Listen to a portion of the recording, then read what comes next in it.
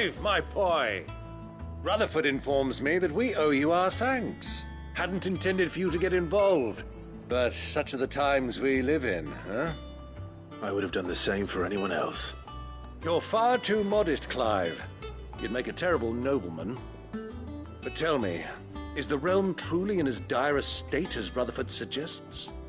From what little I saw, you were right to be worried.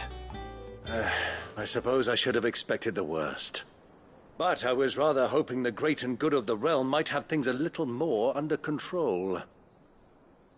Alas, it seems that firm leadership is in short supply these days, and without it, the people are bound to lose their way. We must move quickly. But where do we start? True, the challenges that face us are many. But in my estimation, there are two key areas to be addressed before any other. The realm's armies and her larders.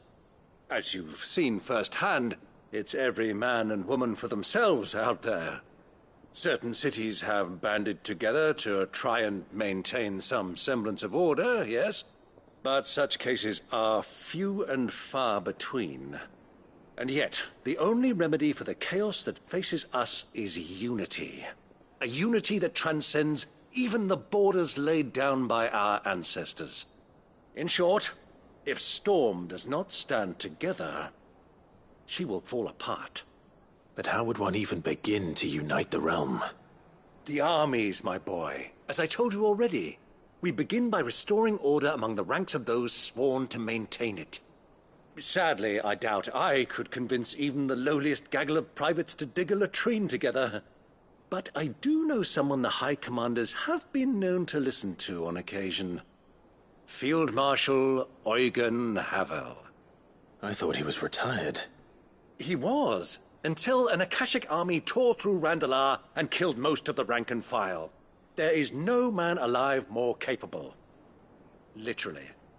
And as luck would have it, I've already spoken with him on the matter. Of course you have. And he's agreed to help. On one condition. That he first speaks with you personally. Havel has always been a man of frustratingly rigid principle, and he has certain qualms about clasping arms with, well, with an outlaw. I extolled your many virtues as best I could, of course, but the old goat was adamant that he be allowed to appraise you in person. You don't mind, do you, my boy? Of course not. As long as chaos reigns, we will never build a better world. I'll do whatever it takes.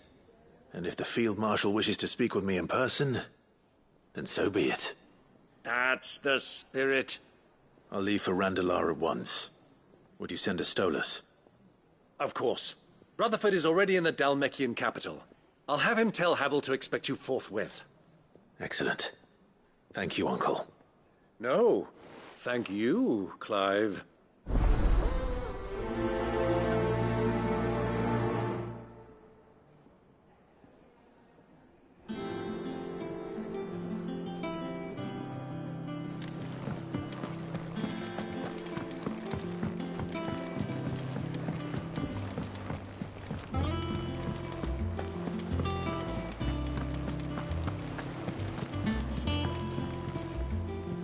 Sid, I was wondering if you could help me. It depends what with. A bearer, but recently freed from his bonds, is keen to join the Curse Breakers. As you know, the work we do is not easy, which is why we test every volunteer's suitability. I was hoping you could oversee this one's evaluation. I don't mind, but why this one? Because he wants to be a scout. Our ranks are filled with men and women capable of breaking chains and putting slavers to the sword. But scouting, we're few with the nose for that, which is why we still rely so heavily on Gav. And since he accompanies you on so many of your missions, I thought you might be better placed to recognize the traits in him that we should look for in those who'd fill his boots. Sounds reasonable. So you're happy to oversee the boys' test, then? One can never have too many scouts. Truer words, Sid. I'll let the initiate know that you'll be attending his trial, and that he is to proceed directly to Northreach in readiness. No time like the present, eh? No time like the present. I'll await you there.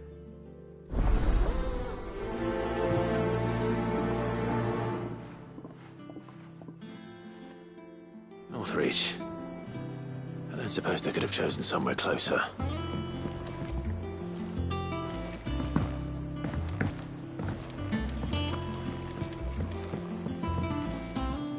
Sid, do you have a moment? By all means. It's my old master. Seems there's no escaping her. She found some way to send me a letter. And something else. Records from a Waluda prison. Seems they were keeping a lot of bearers there. How did she come by such a thing? Finding bearers always was her strong point. And it seems the cells of Balmung Dark are full of them. Foreign captives, the masterless. Bearers no one would miss. And even better for her, bearers with no one to look after them. When ether started lapping at the walls, the jailers fled. Leaving the bearers to be liberated by whoever happened to come along next. Sid, I'd like to believe that I've earned your trust by now. And while I'm well aware that you've forbidden Cursebreakers from traveling to Waloed, I can't let those bearers die in their cells. I'd rather risk shipwreck on the Shadow Coast than leave them to starve. We'll be needing the Enterprise if we're going to navigate the Narrow. Does that mean... I'm making an exception, but we travel together. And we stay no longer than we have to. Ash is an inhospitable place at the best of times. We save as many as we can, and we leave. Thank you, Sid. There was a name in the prison register. A name from my past. Chadwick. Another of my former master's protégés. A gifted soldier, and the closest thing I had to family. The thought of him held captive in that place. He must be very important to you. He was. Is. Then we find him. The entrance to the prison lies in the shadow of Ravenwit Walls, just beyond the portcullis. We should head there as quickly as we can. I only pray there are still bearers alive to save. As do I, Doris.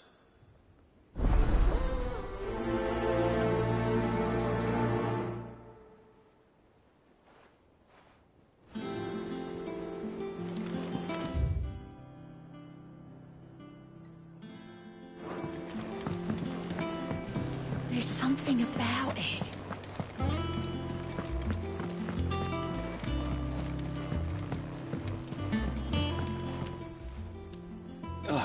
Clive. Joshua, what's wrong? And don't say nothing. It's... not nothing. I've received word from Cyril. The Undying have found Father's will. Or something akin to it. His will? How and where? In the crypt beneath Rosalith Castle. After Kupka was kind enough to drive out the Imperials, the Undying took the opportunity to recover what relics of the Duchy yet remained.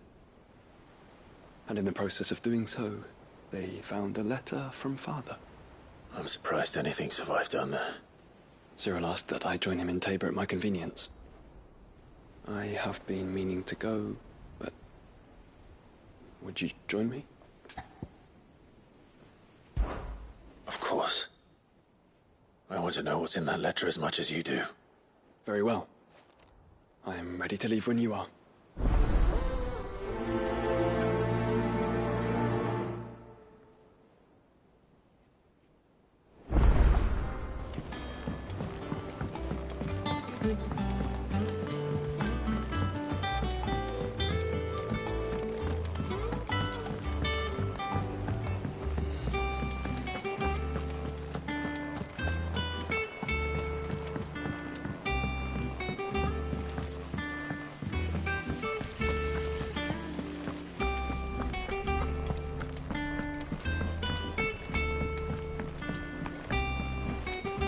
What do you think happened to Miss...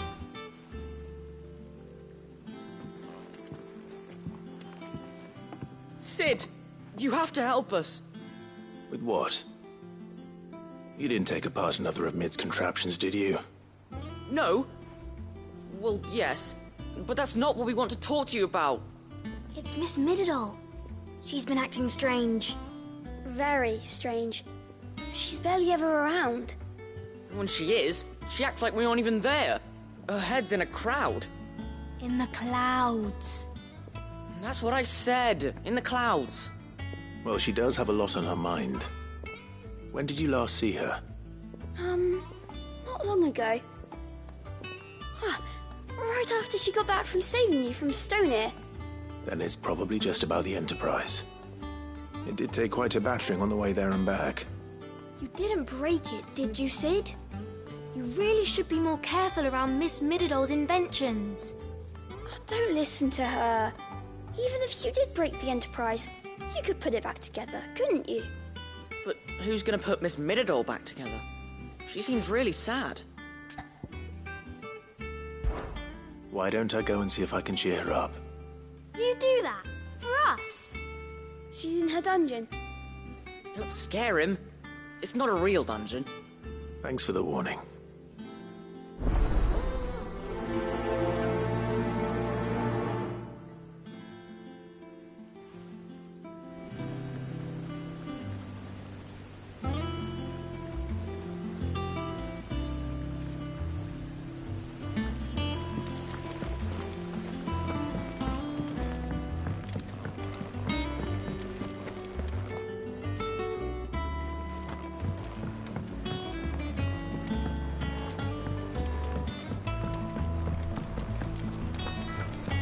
I will not let them be fooled. Sid, may I have a moment? Of course. It is an honor to finally speak with you. My name is Herman. I've been with the Cursebreakers for some time now, and I wish to be deployed to Ash. Any assignment will do. No. The lands across the Narrow are too dangerous. I will not send good men and women to risk their lives needlessly. Why would you want to go back? I need to retrieve something. Something important. I was raised in an orphanage. The Badbach Conservatory. Or rather, I was held captive there. It was not a place of nurture. It existed solely to turn bearer children into mindless weapons. We were tortured until we feared no pain. Tormented until our hearts turned to stone, and few ever survived long enough to become tools of the last king. I can't imagine. I lost so many. I can't even remember all their names, but they must be remembered. They cannot fade away, faceless and forgotten. The Institute was run with military precision. Every child measured, every name recorded, every death logged with meticulous care.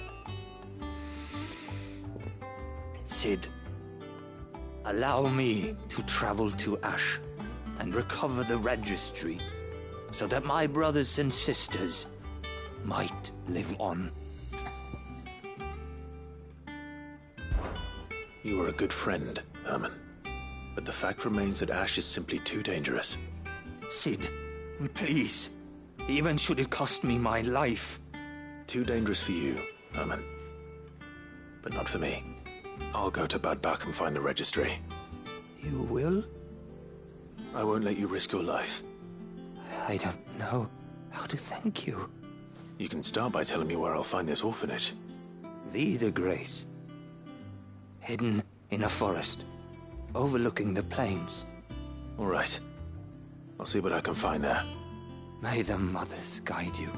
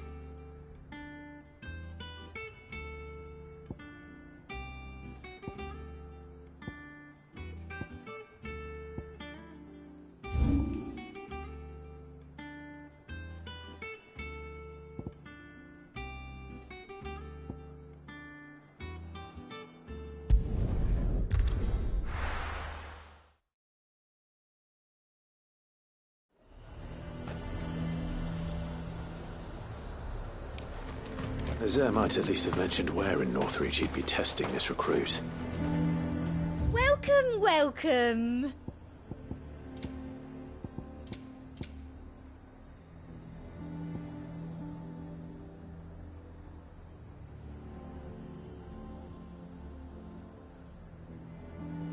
Come back again.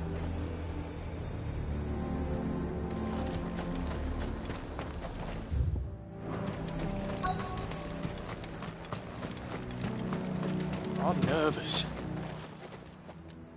Well met, Sid. This is the Initiate. Ember, present yourself. At your service, Master. Please, just Sid. There are no masters here. Your life is your own. Oh, of course. Thank you, Sid. The Sergeant says you'll be evaluating me at my trial. To become a scout, yes. You are aware of the dangers inherent in that role. I am. But I swore I'd face them. Just like the man who saved my life. Who would that be? Gav. It was him who found me and freed me. No magic, no support, just one man and his nose. Came and sniffed me out. It taught me what one man can do if he puts his mind to it. And I've been training ever since, so that one day I can be someone's saviour, just like Gav was mine. I'm sure he'd be flattered. You clearly have good intentions, Ember. And it sounds like you're under no illusions. Stick to this path and you'll make a fine Cursebreaker. So, what? Have I passed? You haven't even started yet. Now listen.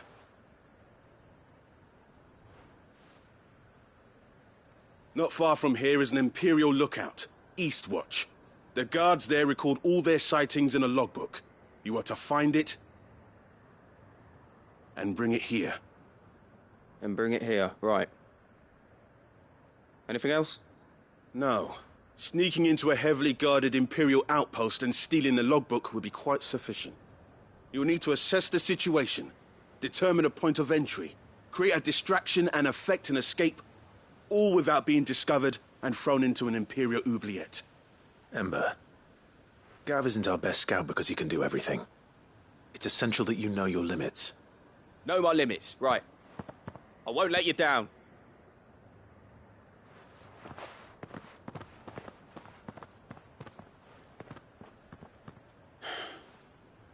It shouldn't be as dangerous as I made out. But keep a weather eye on him all the same, would you? On my way. All right, Ember. Impress me.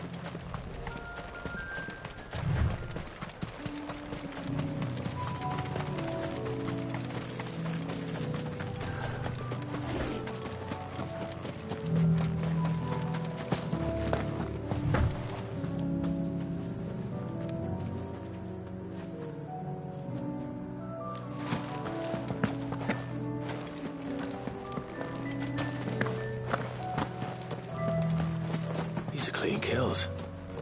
Perhaps young Ember really is ready. Or maybe not.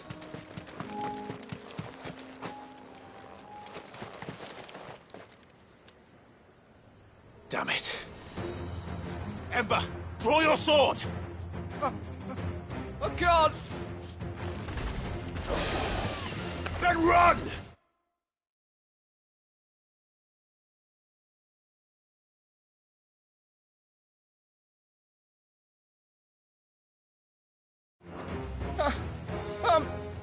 If you want him, you'll have to go through me.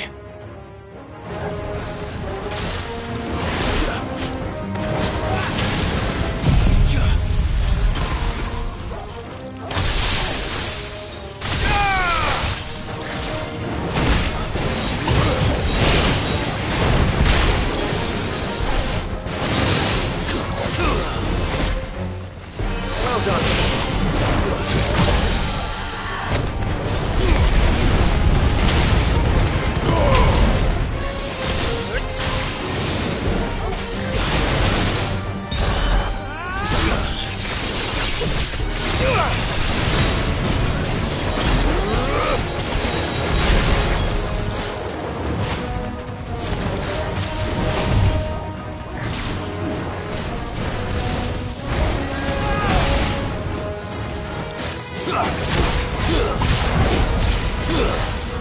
Nice try.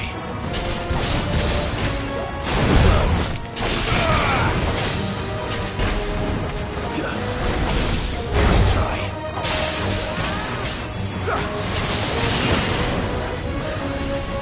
Too slow.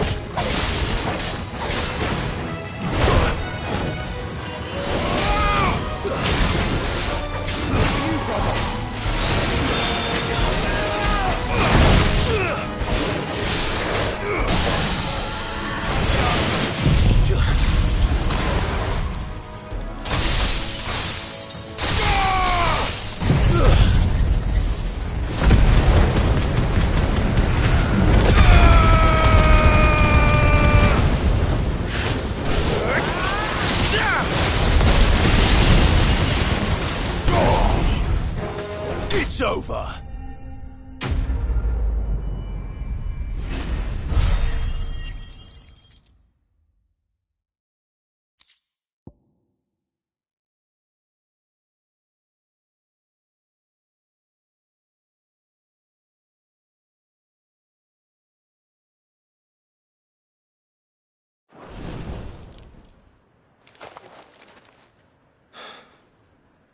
Ember, are you...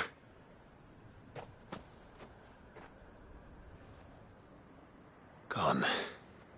Of course. Scouts really are a rare breed. Back to Northreach it is, then.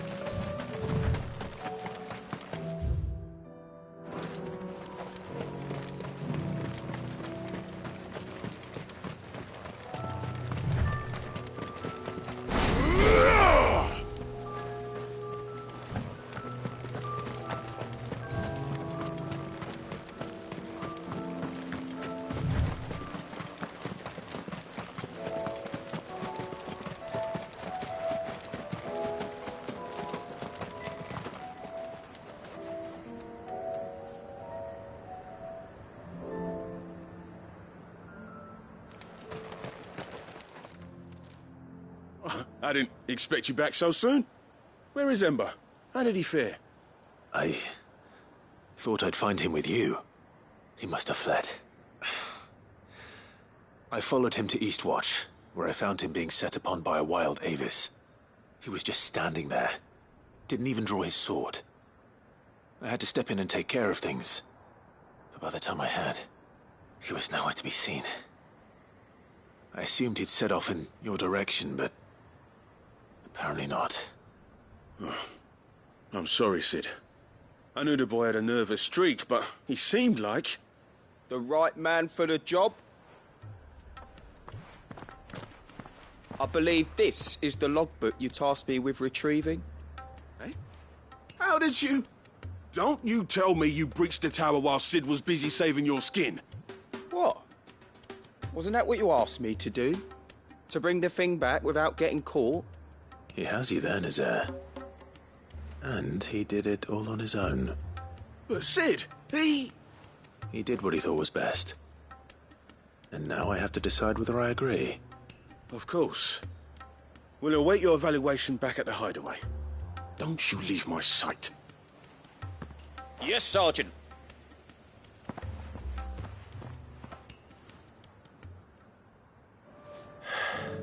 This won't be an easy decision.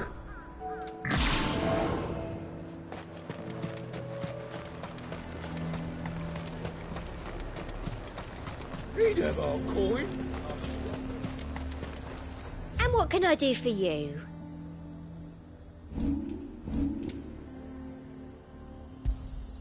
An excellent choice.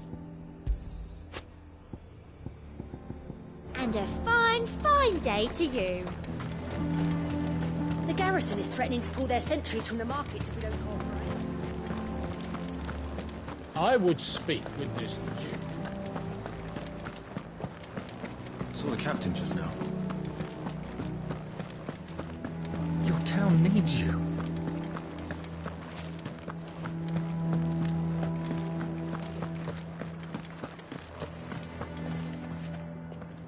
Do you have a moment, Clive? What is it?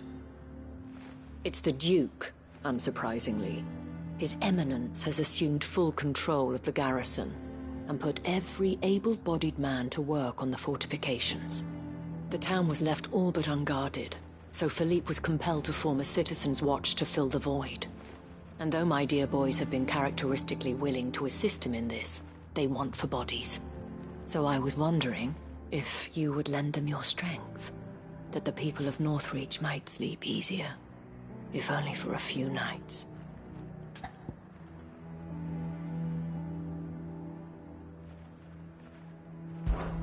Of course.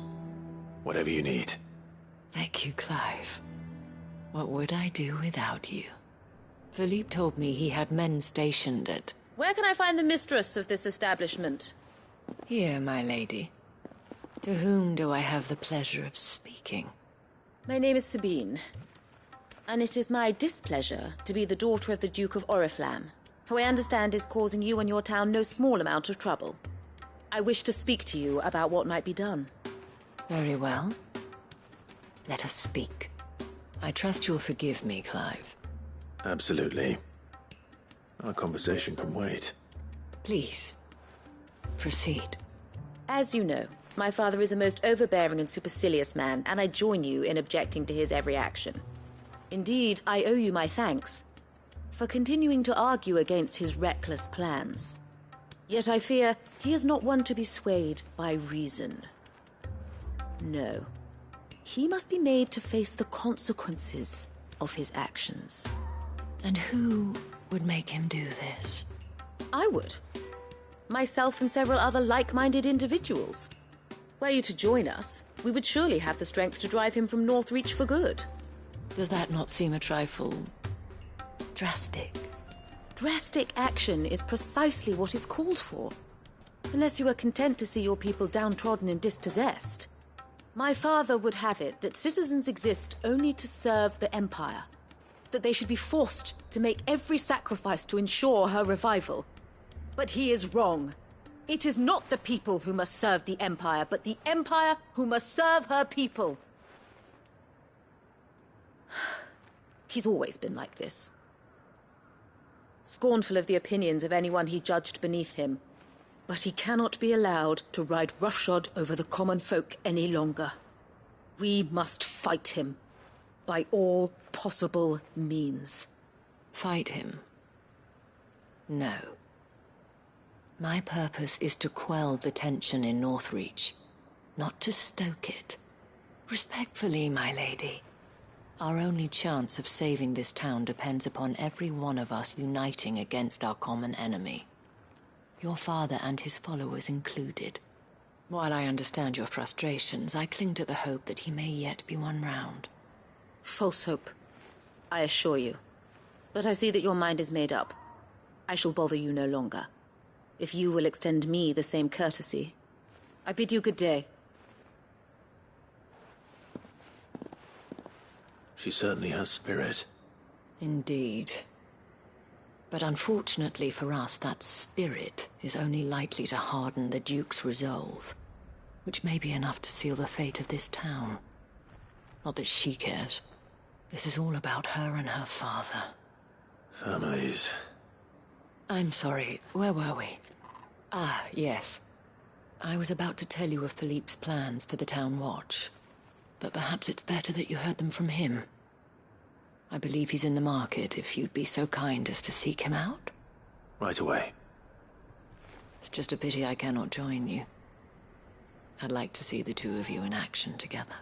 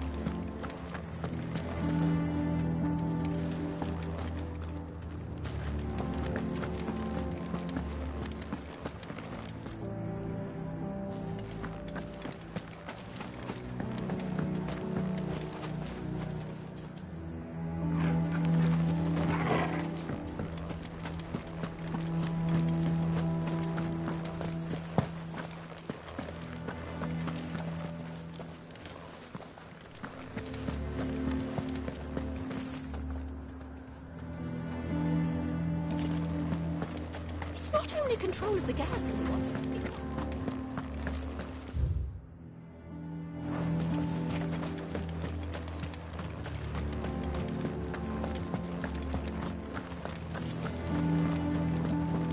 Your town needs you.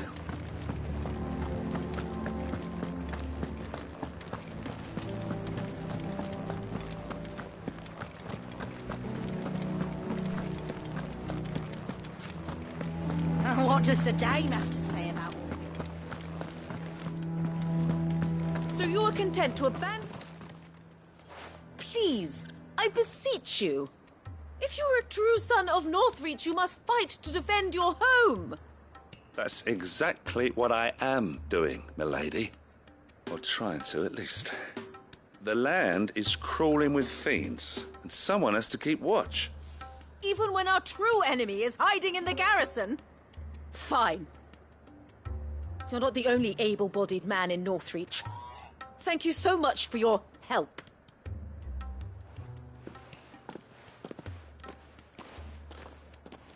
She cornered you too, then? Could hardly get a word in edgeways. Like father, like daughter, eh? She made an uninvited appearance at the Vale earlier, hoping to convince the Dame to join her in fomenting rebellion. I bet that went well. Her ladyship seems to have a way with people. Anyway, what brings you here? Our mutual friend thought you might welcome some help. Oh, she did she? Right as always. In fact, you're just the man. We've had some reports, you see. Sightings of, you know what. They're back. Seems that way. All over, too. We haven't been able to confirm anything yet, but if you're willing, you could go and see what's what. Right. Where should I look? You know Grieger's Weep? One of the sightings places them somewhere on its shores. I'm on my way. Thank you, Clive. I'll look into one of the other sightings. Let's rendezvous back here later.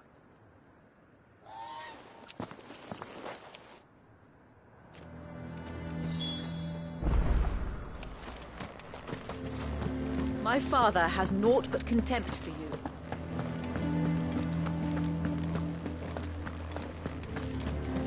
I would speak with this Duke. Saw the captain just now.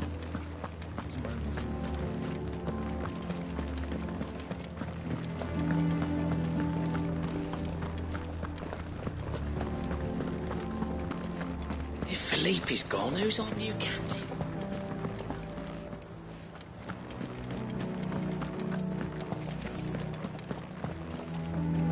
Welcome back. Wraiths give you any trouble?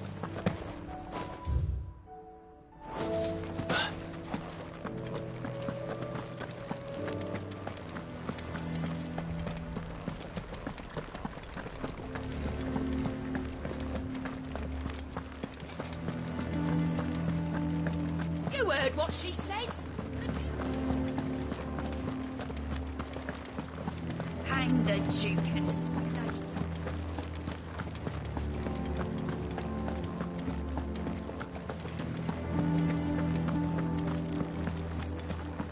What does the dame have to say about all this? My father has naught but contempt for you.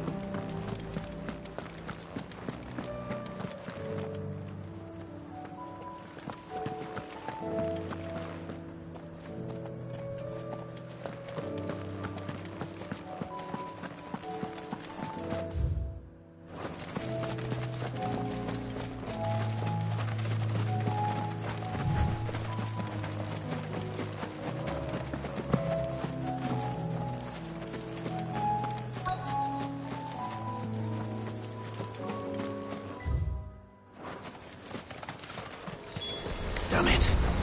The reports were true. I need to stop them before they get to the town.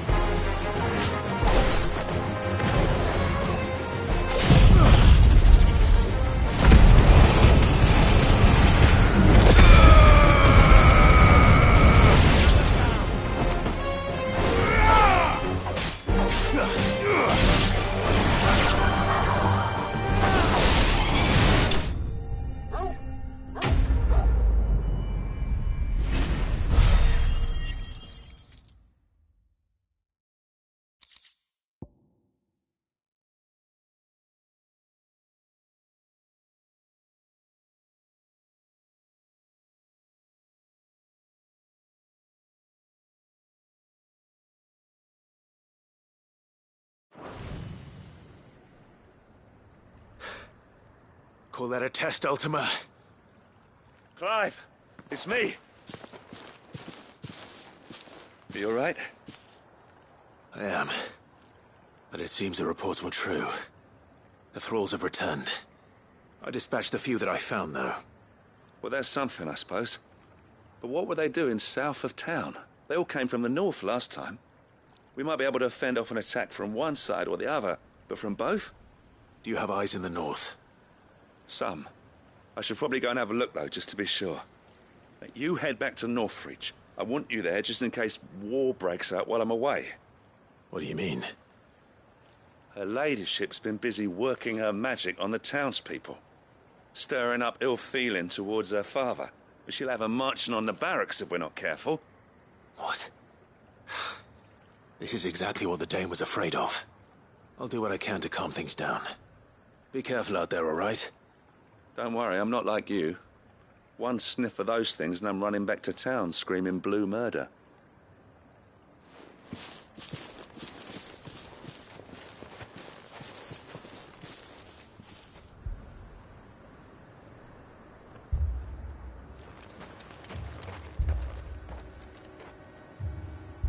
you not see, Father?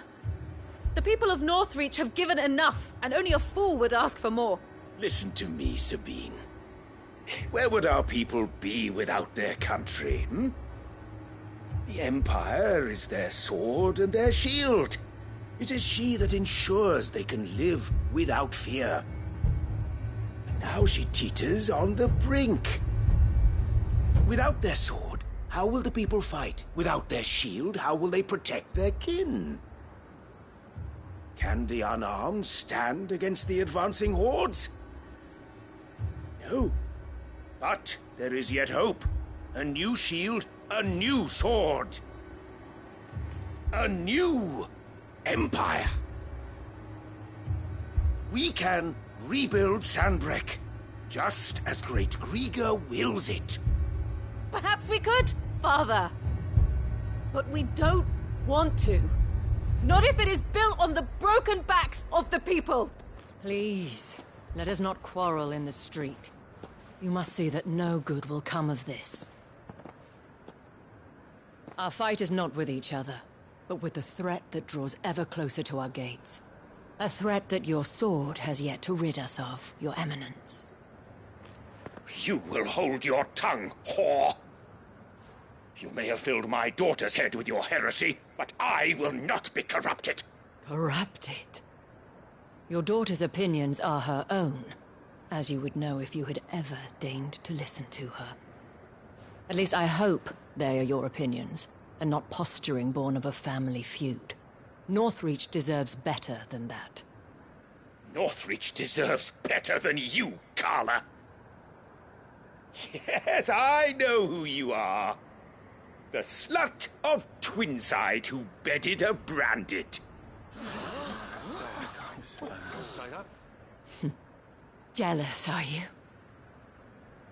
That a woman might choose a bearer over a pious man of Grieger.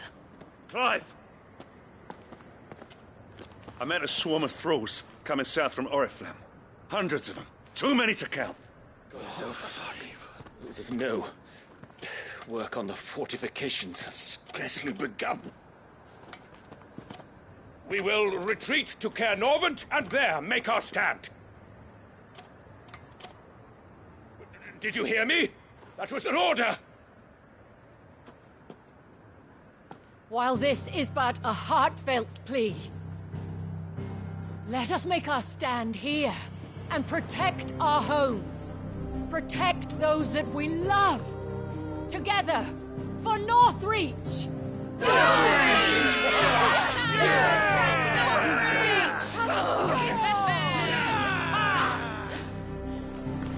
You heard the dame.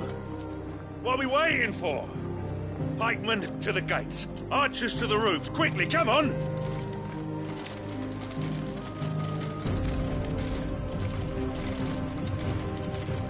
But she is but a common... whore, yes. And we'd follow her to the gates of hell.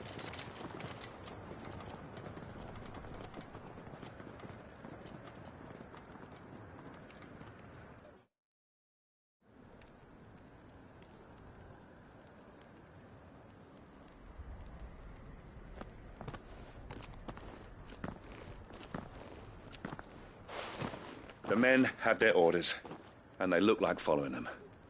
I got them spaced out at regular intervals. Whichever direction the thralls strike from, there'll be someone there to meet them. Thank you, Philippe. Rest assured the people will play their part. The herbalist has donated her stock of medicines to me. Should any of your men be injured, take them to the Vale. We'll see to them there. Thank you, milady. I will. I'll play my part too. You still want for numbers. Unlike the enemy. I only hope I can go some way to evening the odds. Philippe, can I leave the south in your hands?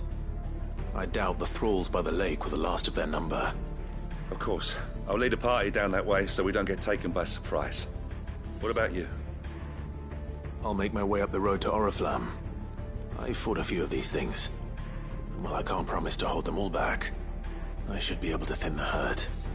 All right. But take care. Thank you. Both of you. You can thank us when it's over. Till then, madame.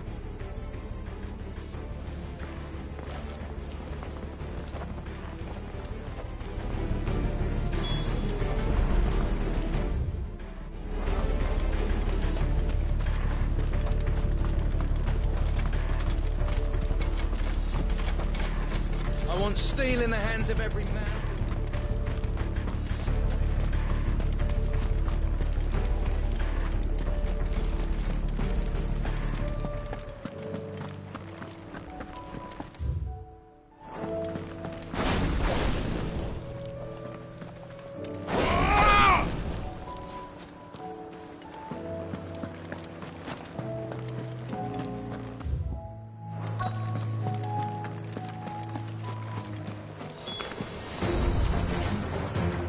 So many of them. Not for long.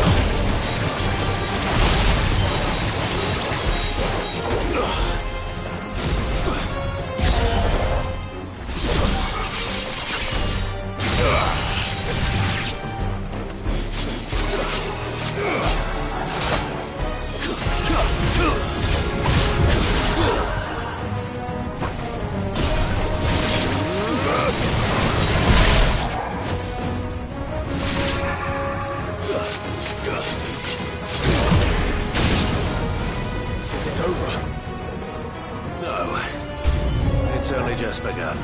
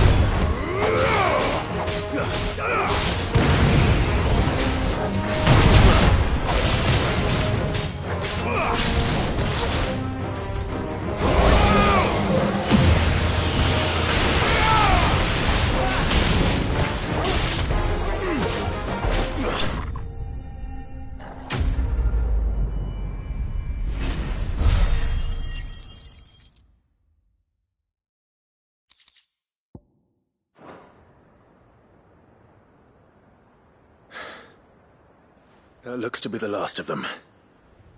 I wonder how the others fared. Better hurry back to town. Come on, Torgal.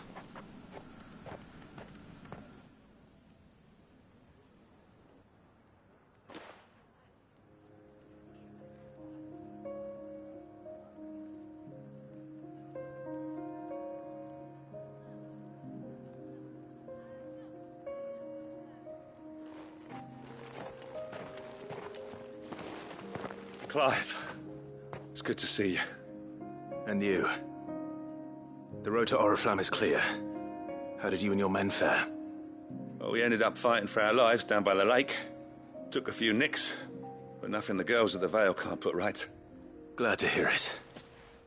Well, it seems we've survived. For the time being, at least. I thank you both for answering the call. You were right. And I was wrong. About everything. I had thought that the only way to unite the people was under the banner of Empire.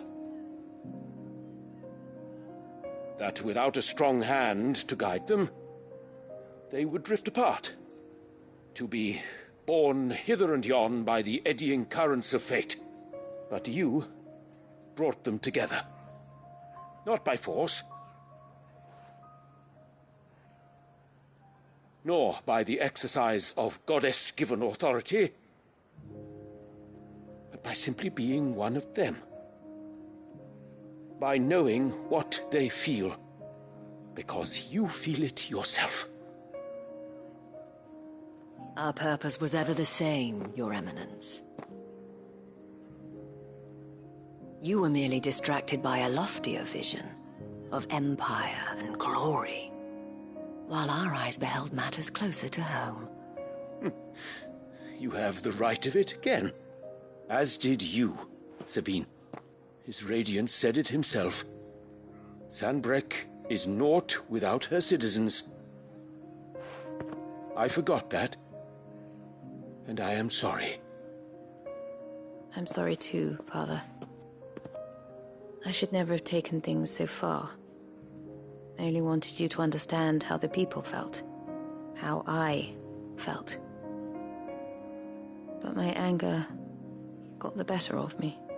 Do not blame yourself, my dear. This was my doing. I should have listened to you. To all of you. Your Eminence, your Ladyship, I do not doubt that you came here with the best of intentions. But I believe the same could be said of us all. We all want safety, security, prosperity. Not just for Northreach, but for the entire realm.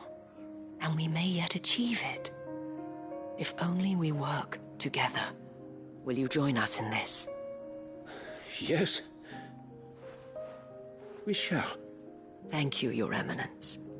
Now that that is settled, I must go and see to the wounded. The Vale's doors are always open to any soldier in need of relief. And today there are more than ever before.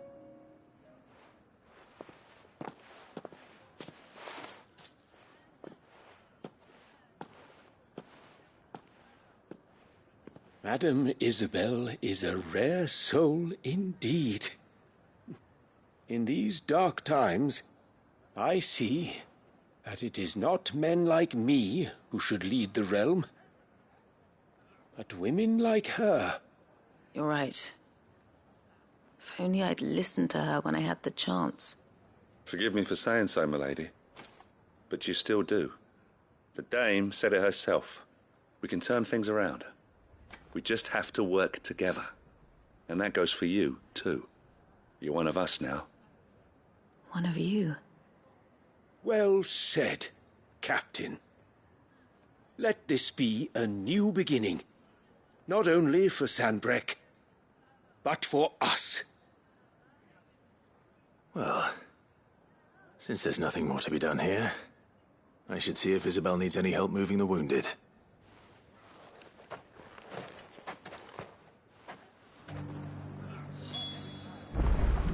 Can we get you anything?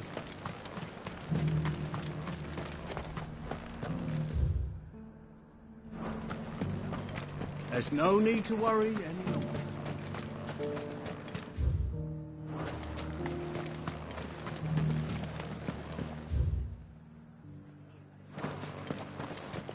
saw several soldiers being carried to the Vale.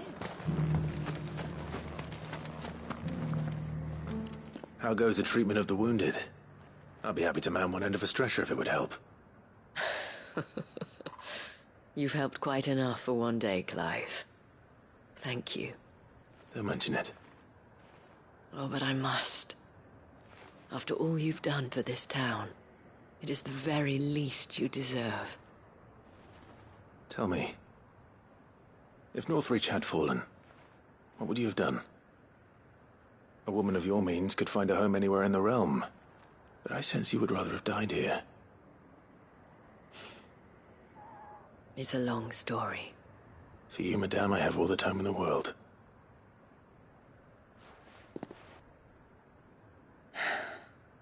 Very well. Long ago, I had a life in the Crystalline Dominion. I was Carla then, courtesan to the nobility. So sought after was I that it was only they who could afford my time. Alas, those halcyon days were not to last.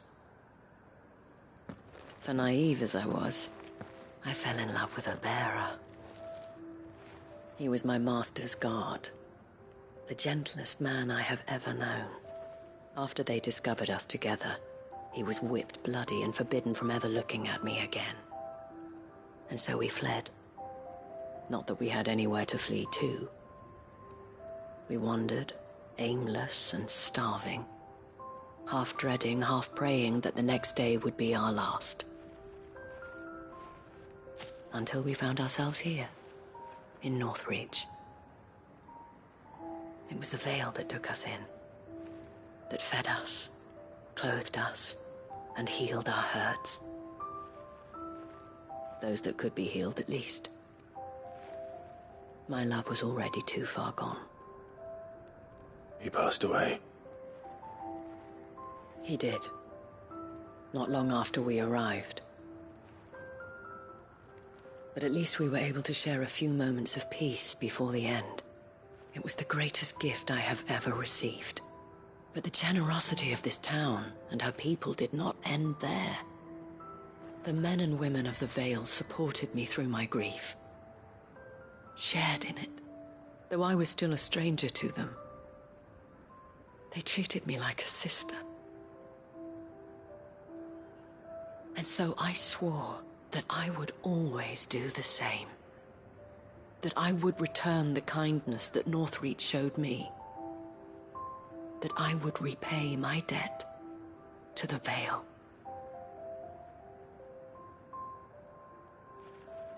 Thank you, Isabel, for sharing this with me.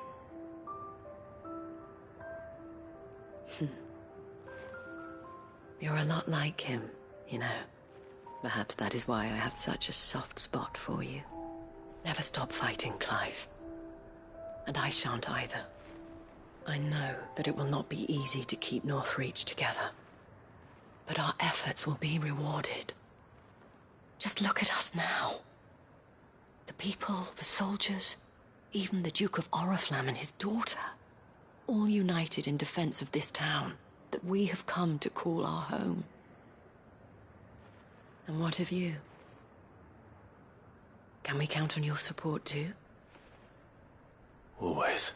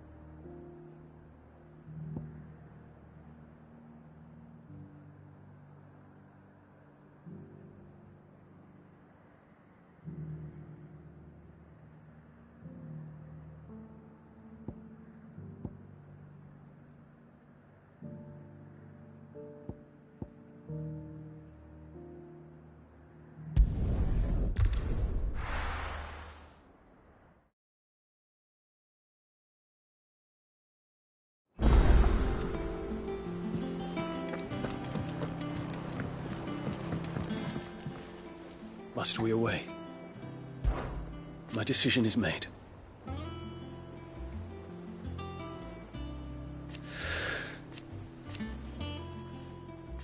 You said it yourself. He must be stopped. He must.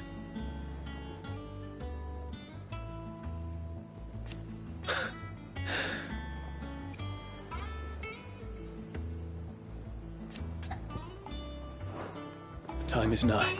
Be freed.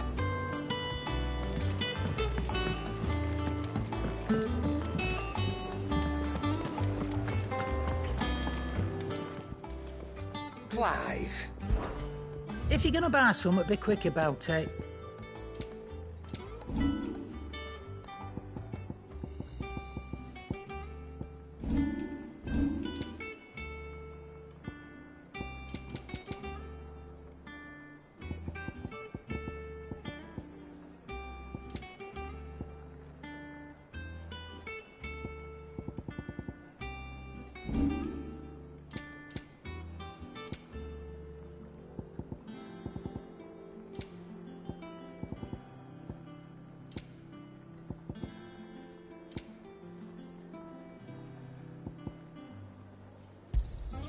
You'll not find a better price than that. So what do I owe the honour? So, will it be?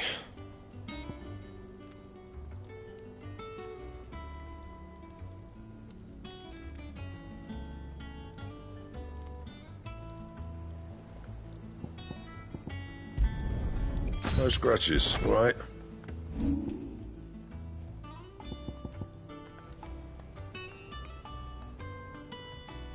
And?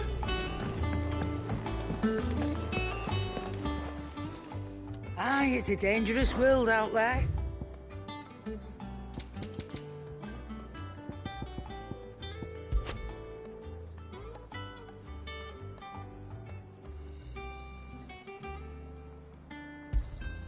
It'd better all be here. Trouble with your gear, or... So, will it be?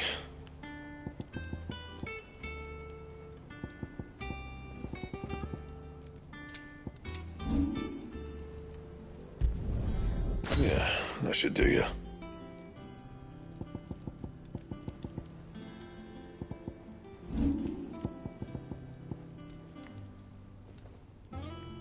Anything else? Say what you will.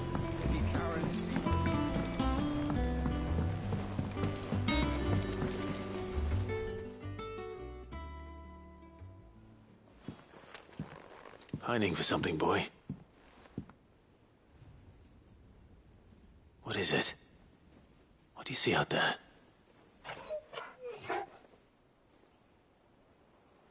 I never did ask where you got that anklet of yours. From Sid, that's why. On the day he brought him home. That long ago? And you're only thinking to ask this now?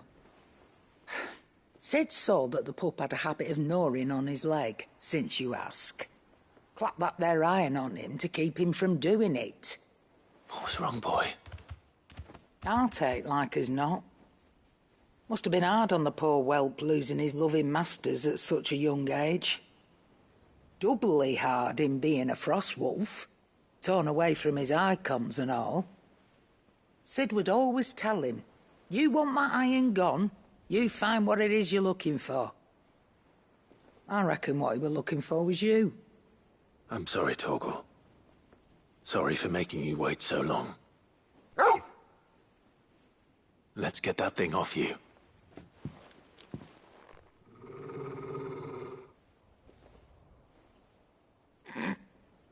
Doesn't sound like he wants it off. Indeed. You miss Sid as much as the rest of us, don't you?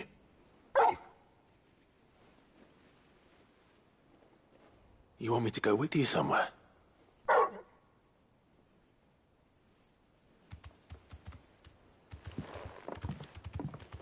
Quick, aren't you? Glad you've been paying attention. Not nearly as much as you have, Lady Karen. Aye, Good thing and all. It's not like Gav would have kept him in nuts and rubbed his belly these past 10 summers. Your kindness is appreciated. You've been a good friend to him. Only because he doesn't talk back like the rest of you. Go on now.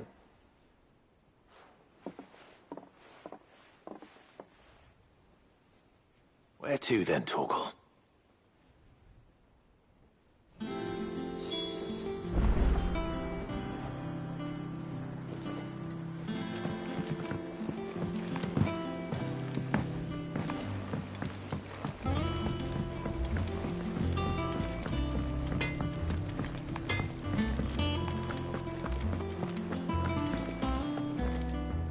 All right, Torgal. Where are you taking me? I'm going to need a little bit more than that, boy. Do you have a better hint for me?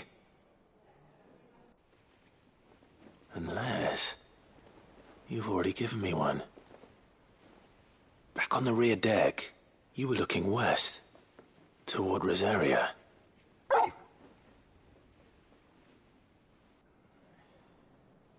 Why don't we try the rookery?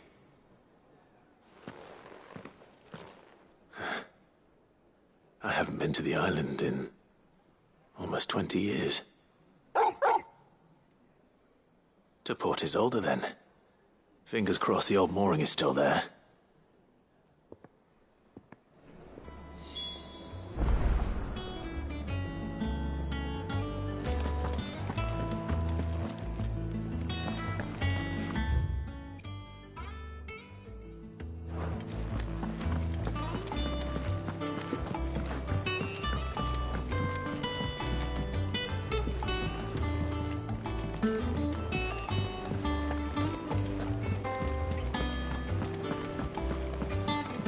You should have seen. Welcome back, Sid. Welcome back, Sid. Yes. Welcome back. Trip wasn't too much of a pain in the arse, I hope. Truth be told, it was me who suggested roping you in to help with the trial. But from what I hear, things didn't go quite as planned.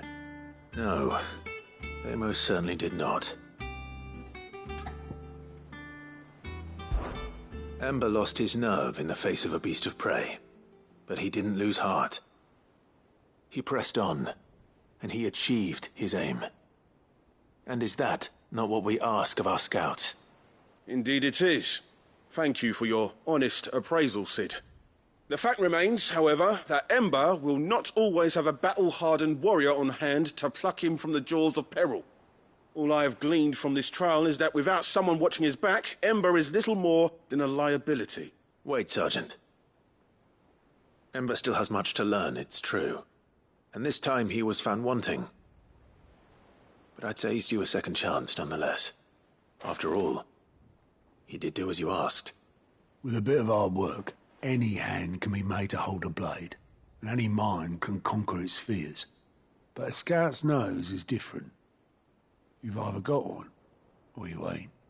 And by sniffing out that log, young Ember here has shown he has a conch and a half. Wouldn't do to waste it now, would it? Fine. One more chance. I'll do whatever you ask.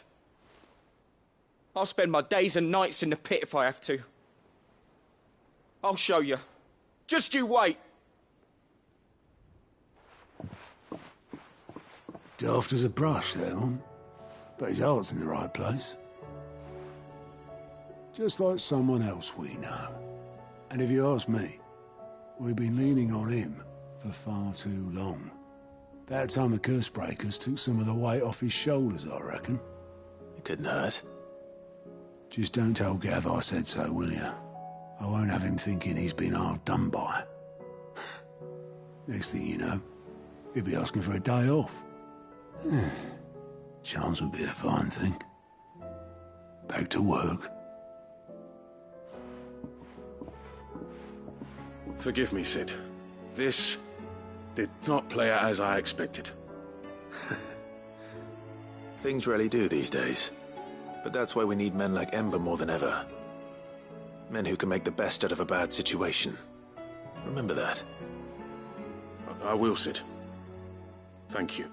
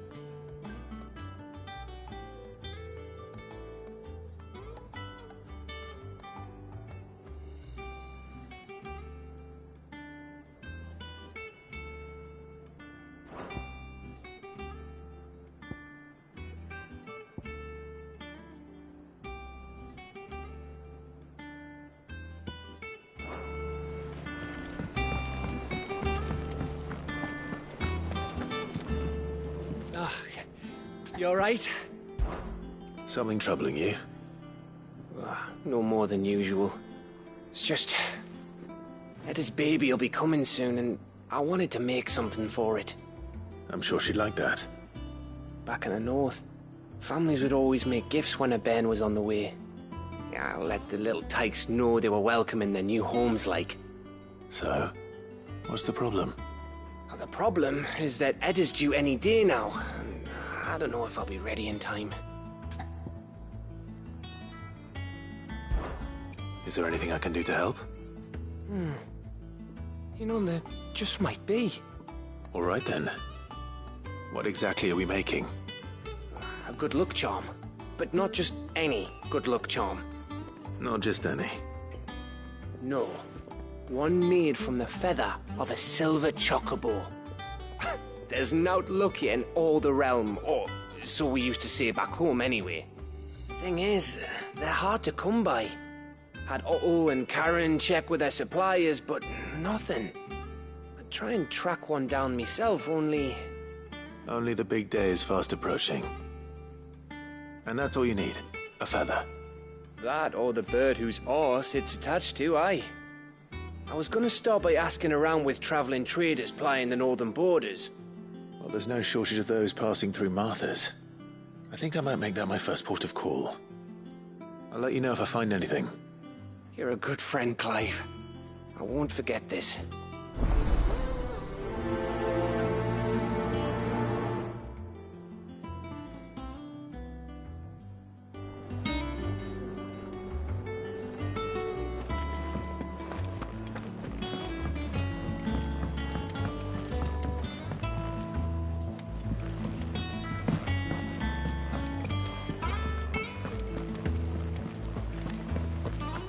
something about it.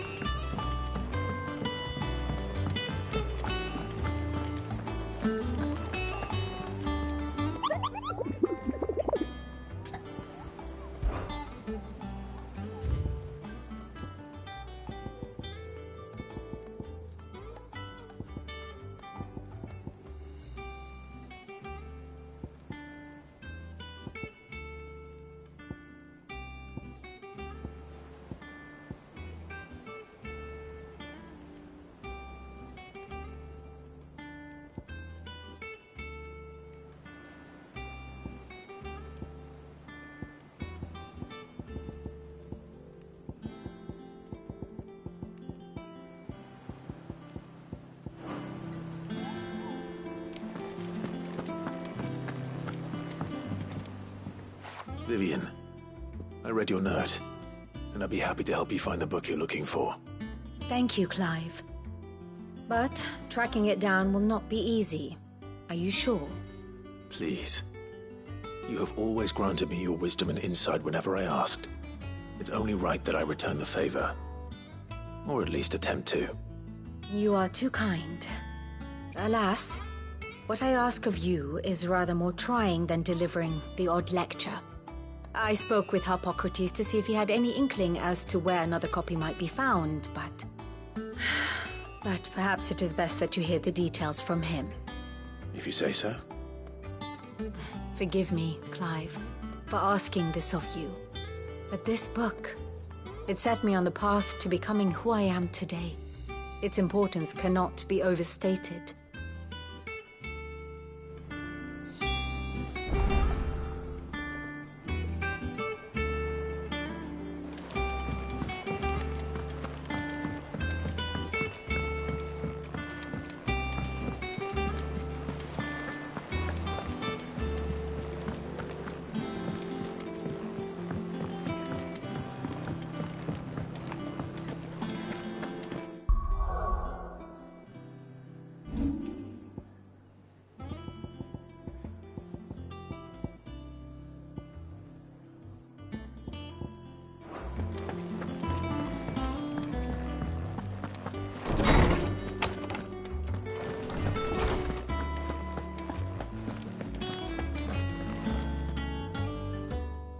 Clive, my boy.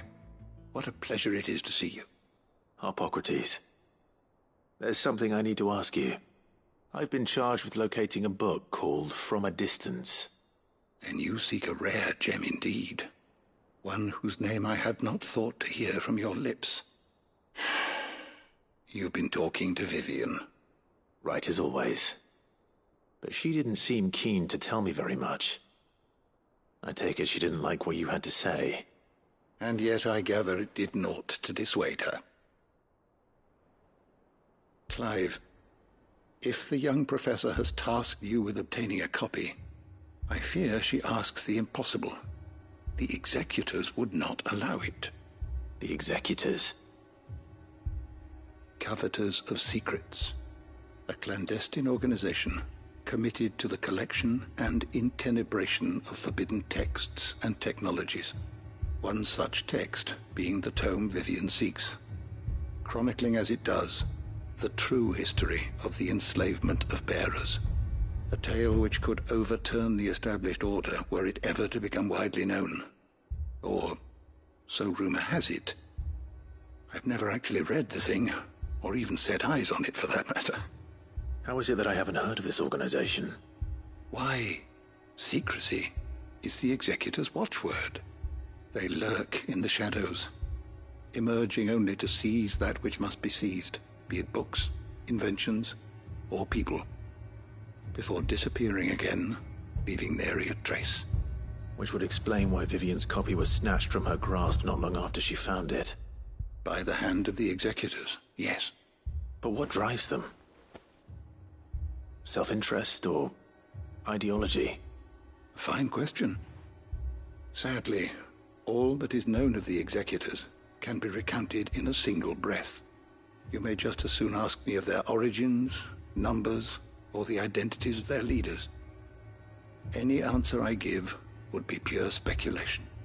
Then my hunt was doomed from the first. What was Vivian expecting? That I'd pluck it from thin air? Not from thin air, no. From ash. Rumors of the executors are rife among the scholars of Storm, but rather less so across the strait. I have a friend. Well, I had a friend in the village of Garnick, a collector of rare tomes, upon which subject we would oft correspond. Alas, I have heard naught from him since the skies fell dark. And no doubt he too has turned. But though he did not mention it by name, it is possible that a surviving copy of From a Distance yet rests upon one of his many shelves, quietly awaiting discovery. If you were, by some chance, able to save even a single book from the poor man's library, I know his soul would rest easier. Very well. When I next find myself in Waloed, I'll be sure to pay Garnick a visit.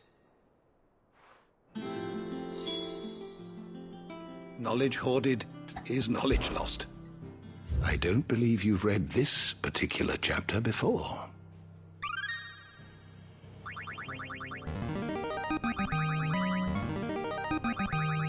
I have quite the find for you today.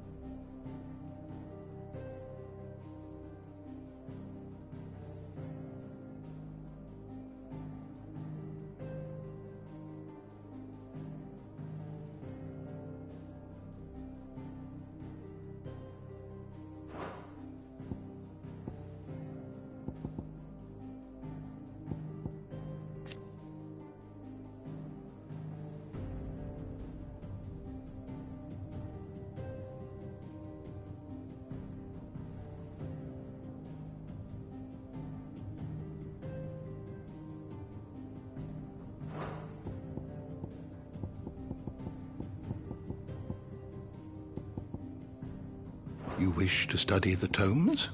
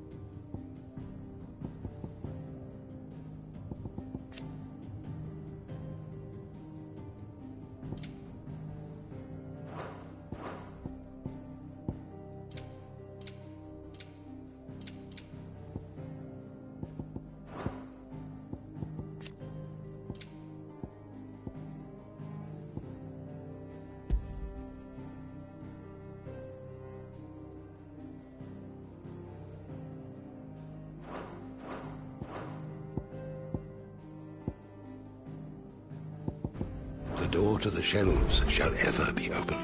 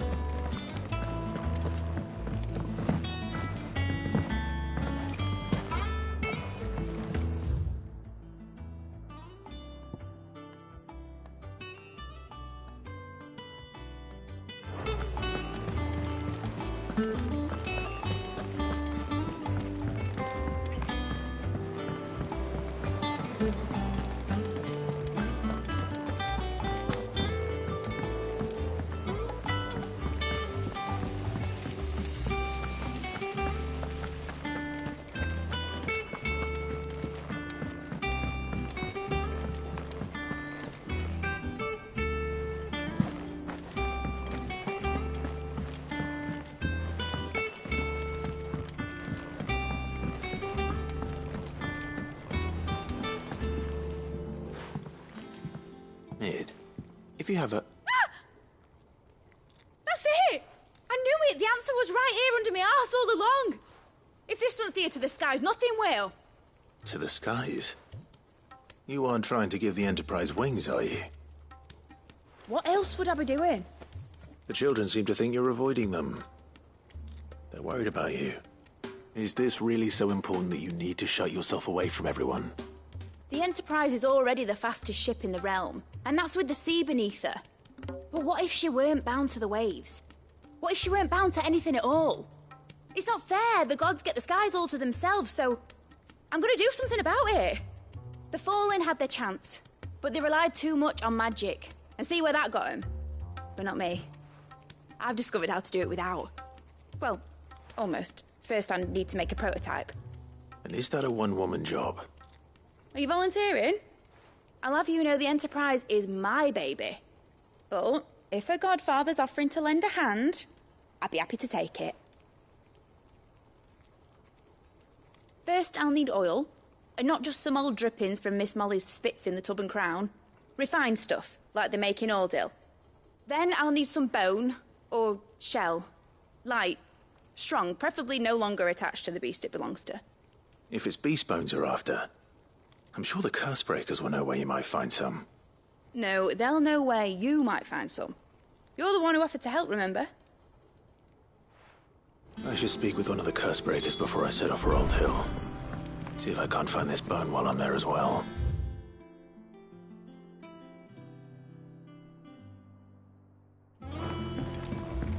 Has Midadol mentioned a new project?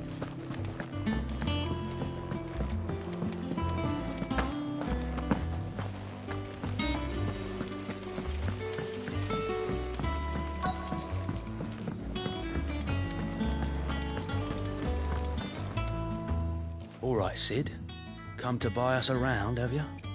Only if you earn it. Mid needs a piece of light but durable bone for her next project.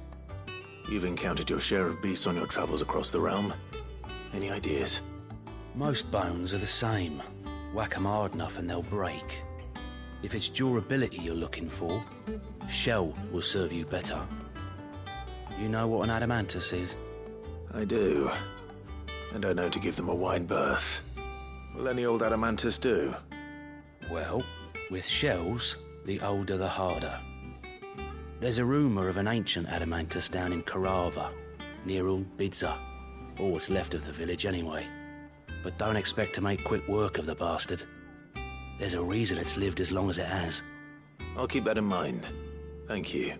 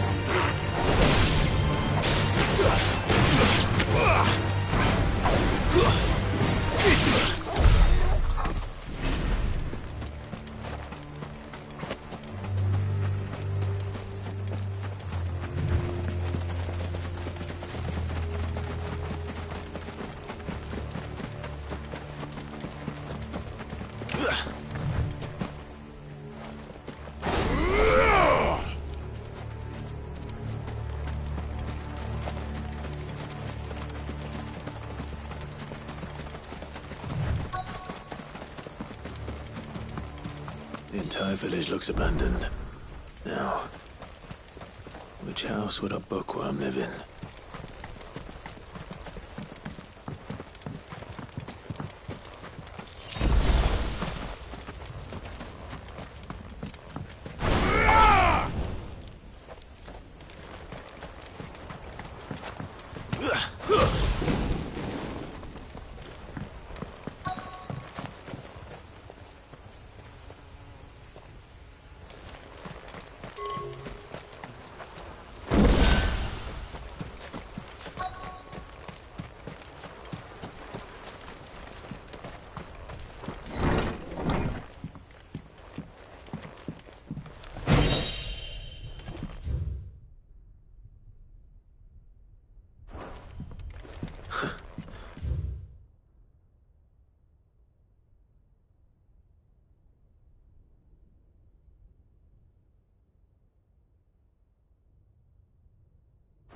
His interests were certainly varied.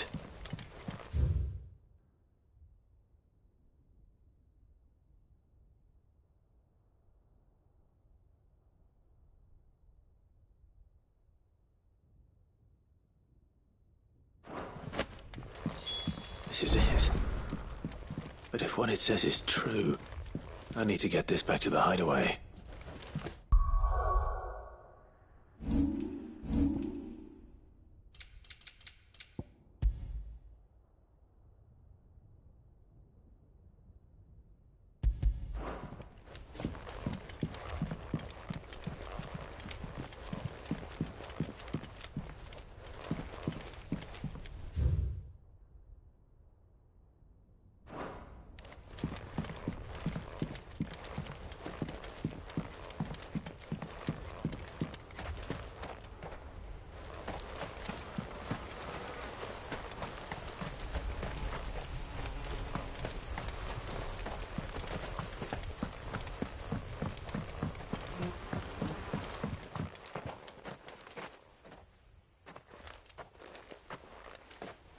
Leaving so soon, stranger?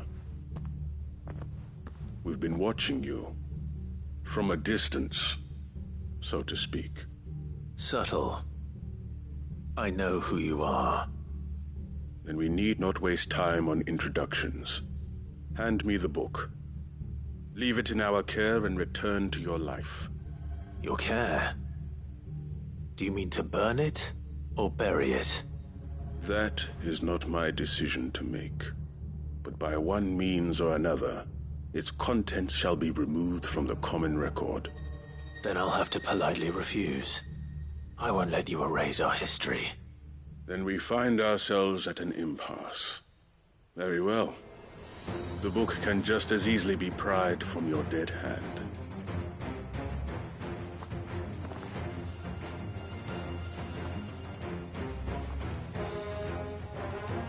Let's see, shall we?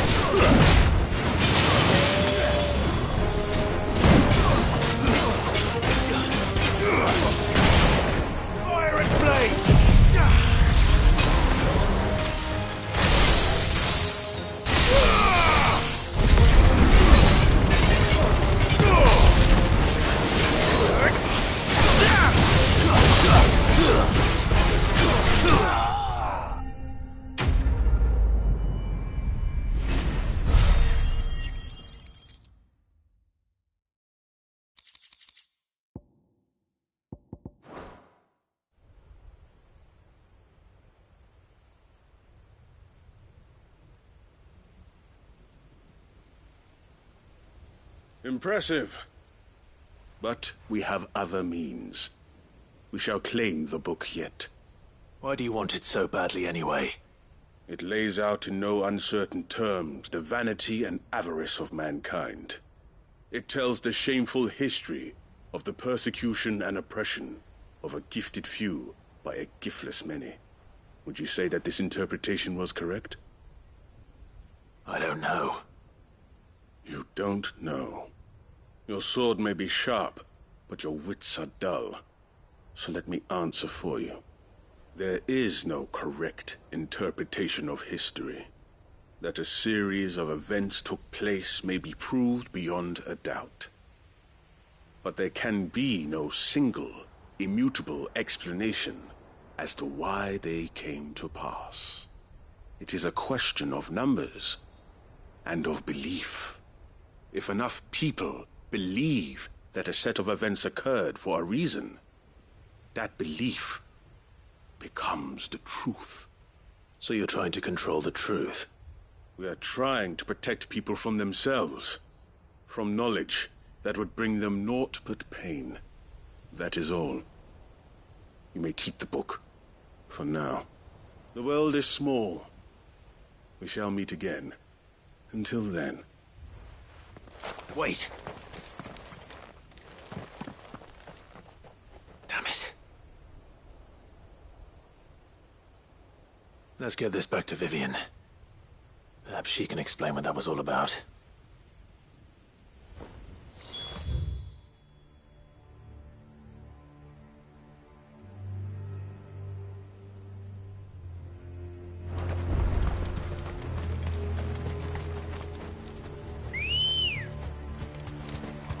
Come on. Fly, Ambrosia.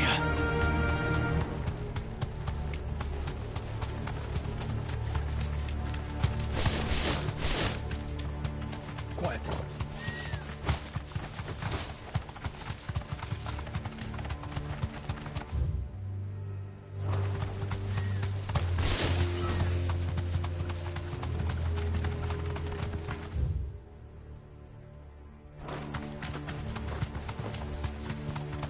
Caution, brother.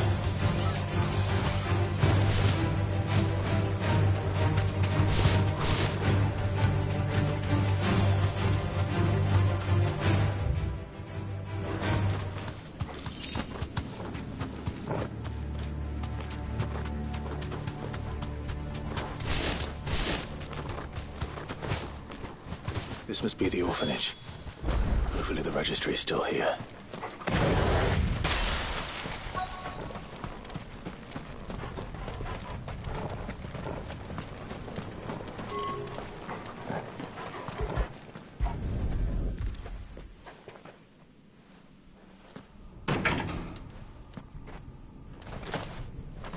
It's locked. I should look around some more before I start breaking down doors.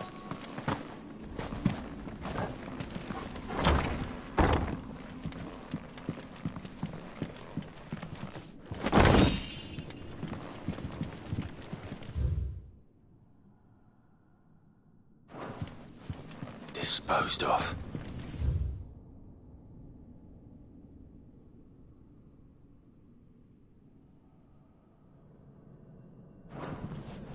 Conditioning. This is nothing short of torture. Herman wasn't exaggerating. It's a wonder he survived this place. I need to find that registry.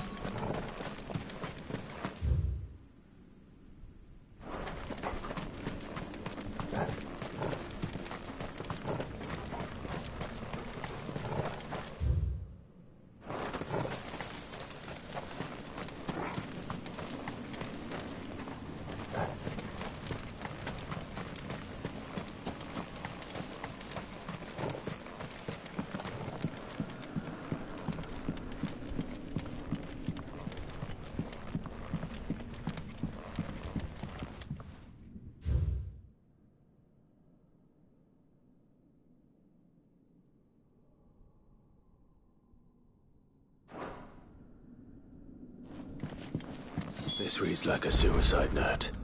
Did the director go through with his plan?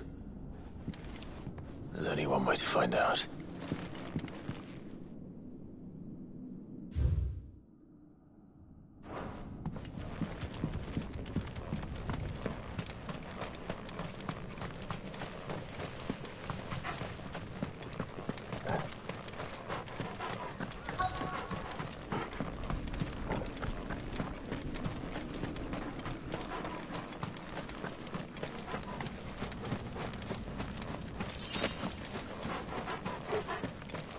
Forked white tree.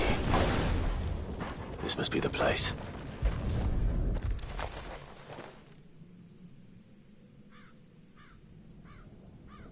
Could he really be buried here?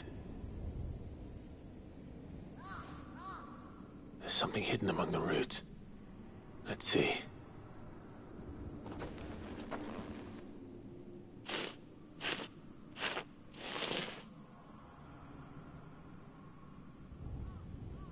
This must be the registry.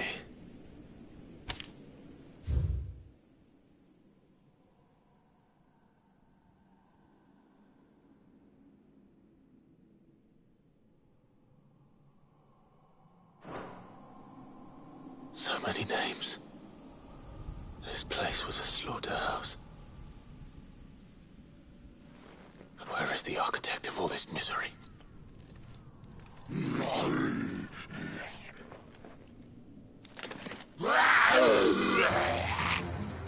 It was only a matter of time, I suppose. This place is cursed.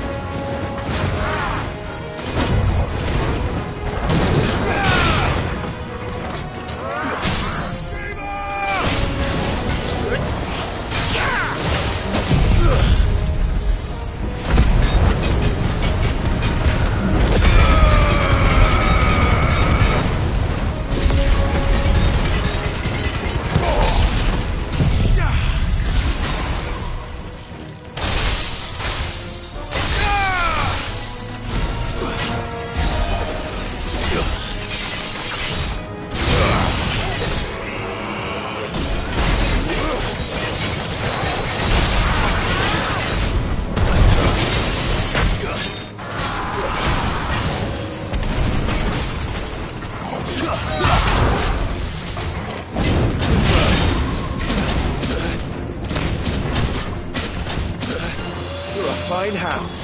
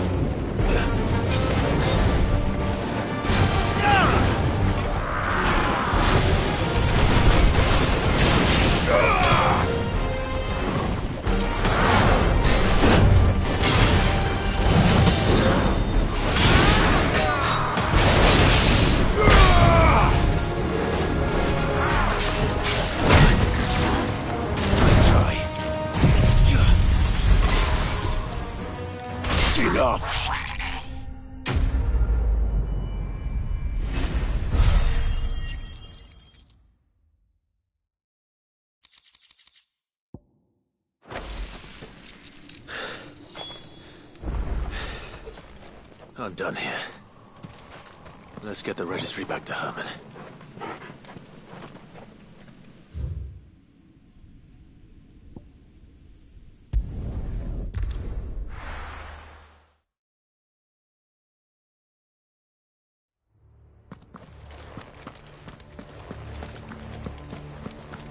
Doris is waiting for me near Balmung Dock. The longer she's out in the open, the more likely she is to be found by a Kashik. I need to hurry.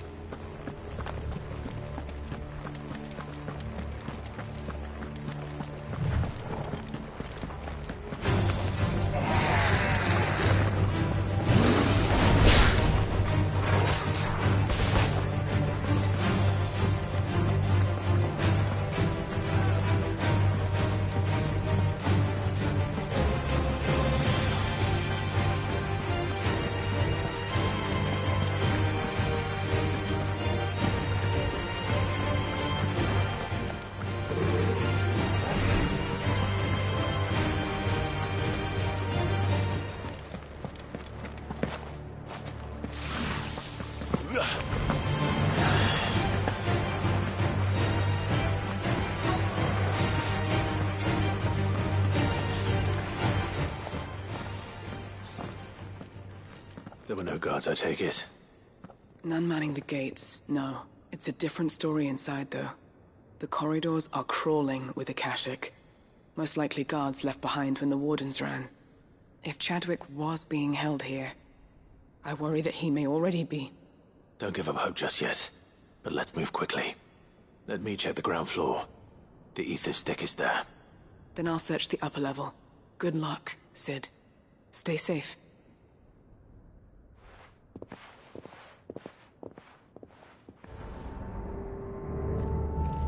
Just how bad are the floods inside the walls? Bad enough to turn a bear? I hope not.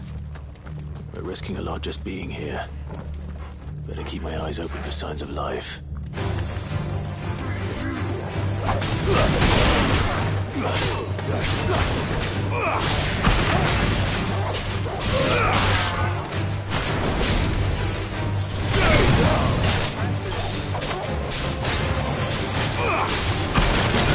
Farewell!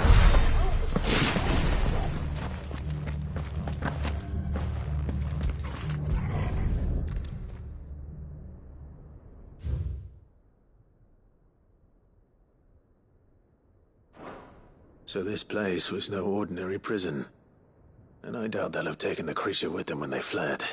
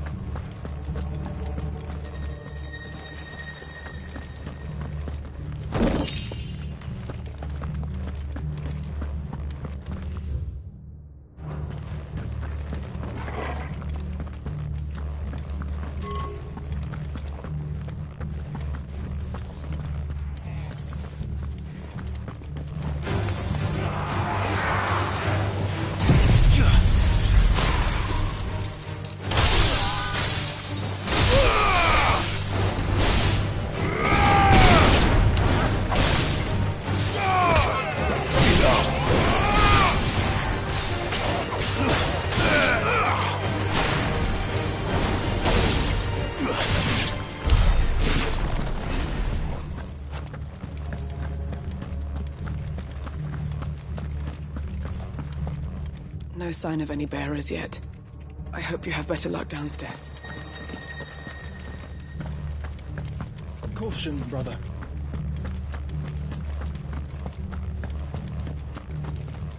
Caution, brother.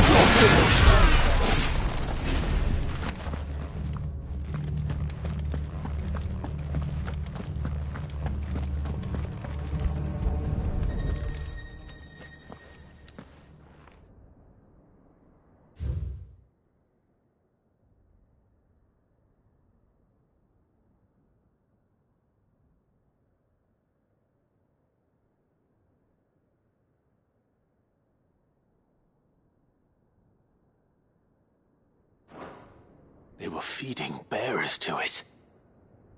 This is even worse than I'd feared.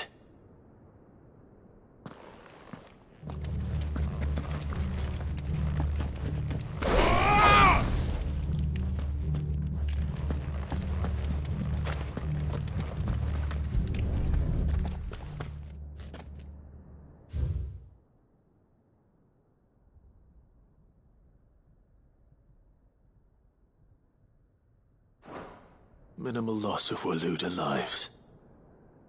And what happens when they run out of bearers? Even the Imperials take better care of their branded than that. Nothing but a Kashyyyk down here. Hopefully things are looking better upstairs. I should go and see how Doris is getting on.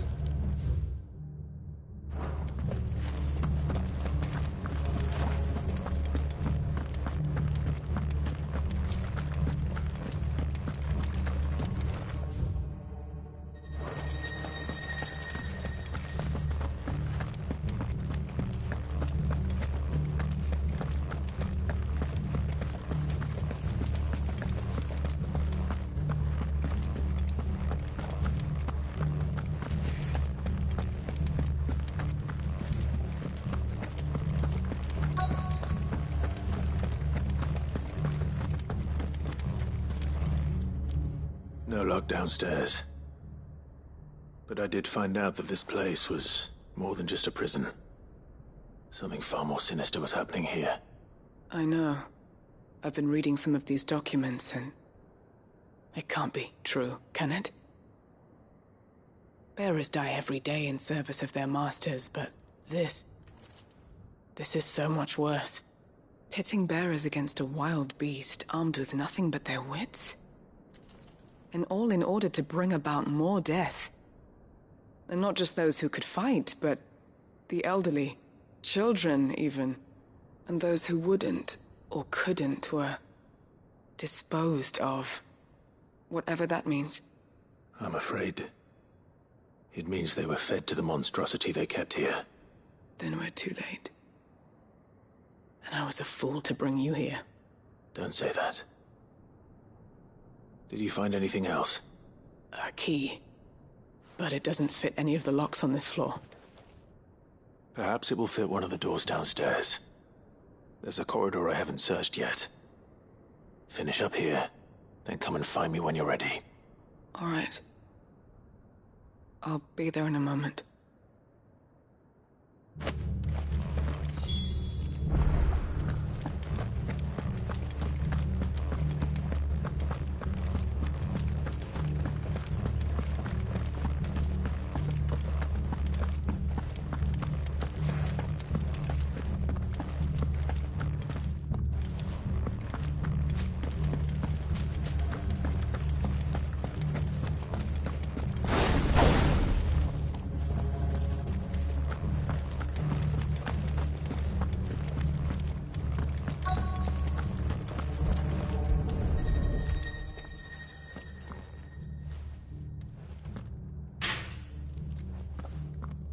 Let's see what we can find down here.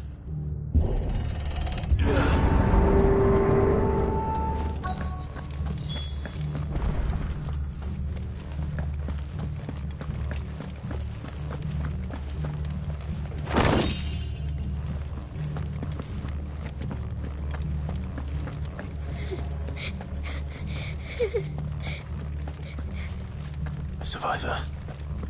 And she sounds close. Who are you? There's no need to be afraid. Are you alone? Are there any other survivors? Some of the guards. They're still here. But something's wrong with them. Everyone else was eaten by the monster. Of course there were. Thank the Founder. It was worth our coming. But I'd rather we didn't linger. Are you ready? Ready when you are.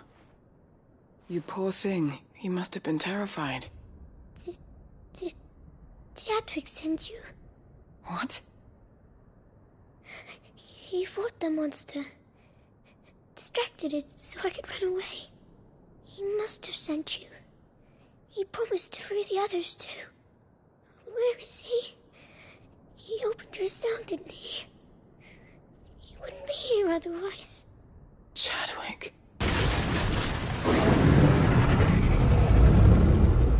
Was that? The monster's back! Chadwick, help! We have to get out of here. Doris, keep the girl safe. All right. You put that bearer-eating bastard in the ground.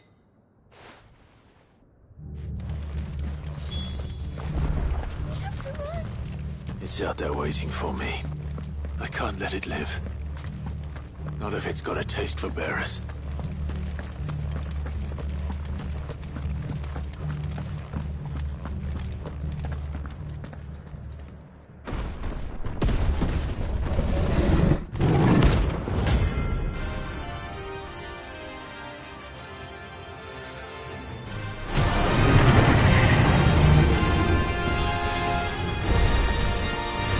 Will wreak havoc if it ever leaves the prison. I can't let that happen.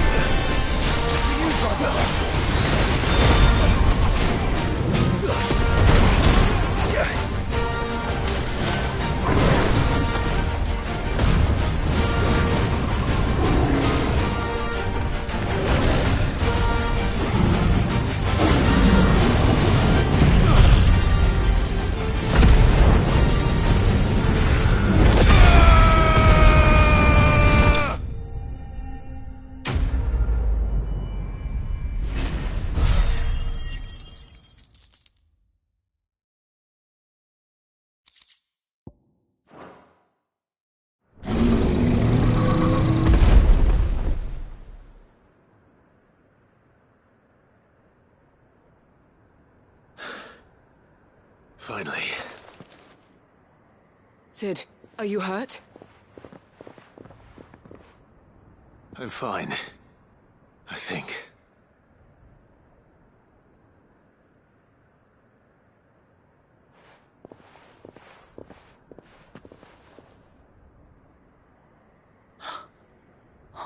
No. What is it? A diary. I gave it to Chadwick before we went our separate ways. He was here. Do you think that creature? I'm sure he fought bravely to the last. The girl is safe thanks to him. Chadwick. You fool. Come on. We have to get her back to the hideaway. We don't want his sacrifice to have been in vain. No. Of course not. I'll see that she's looked after from now on. It's the least I can do.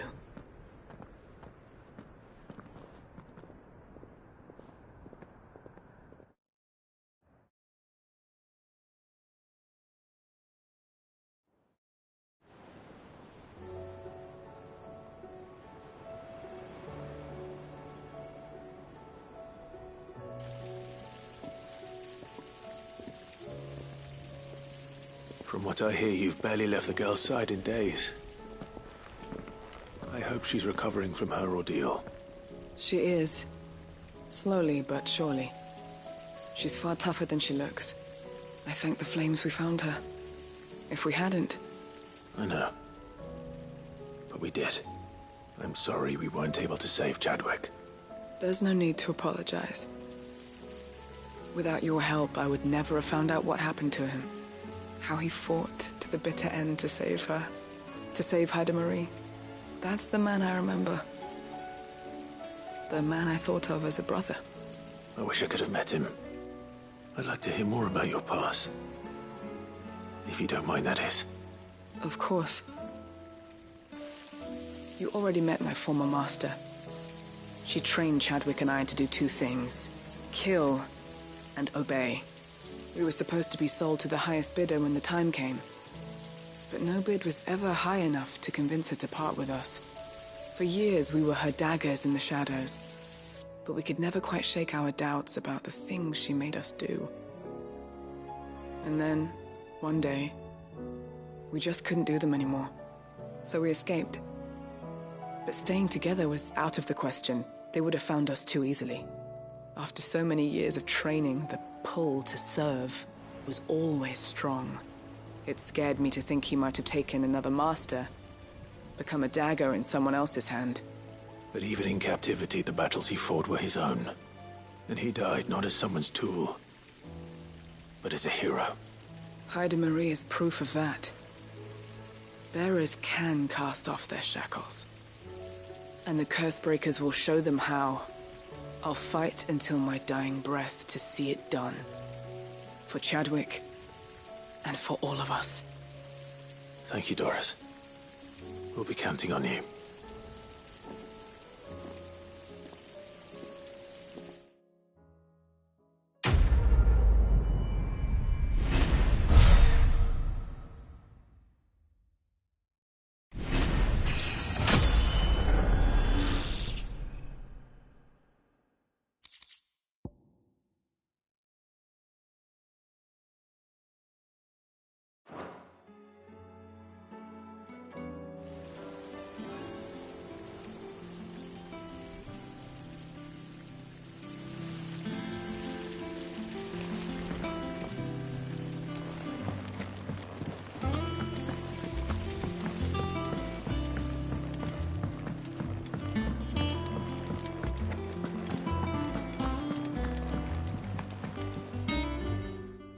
Vivian. I found it. The book you lost.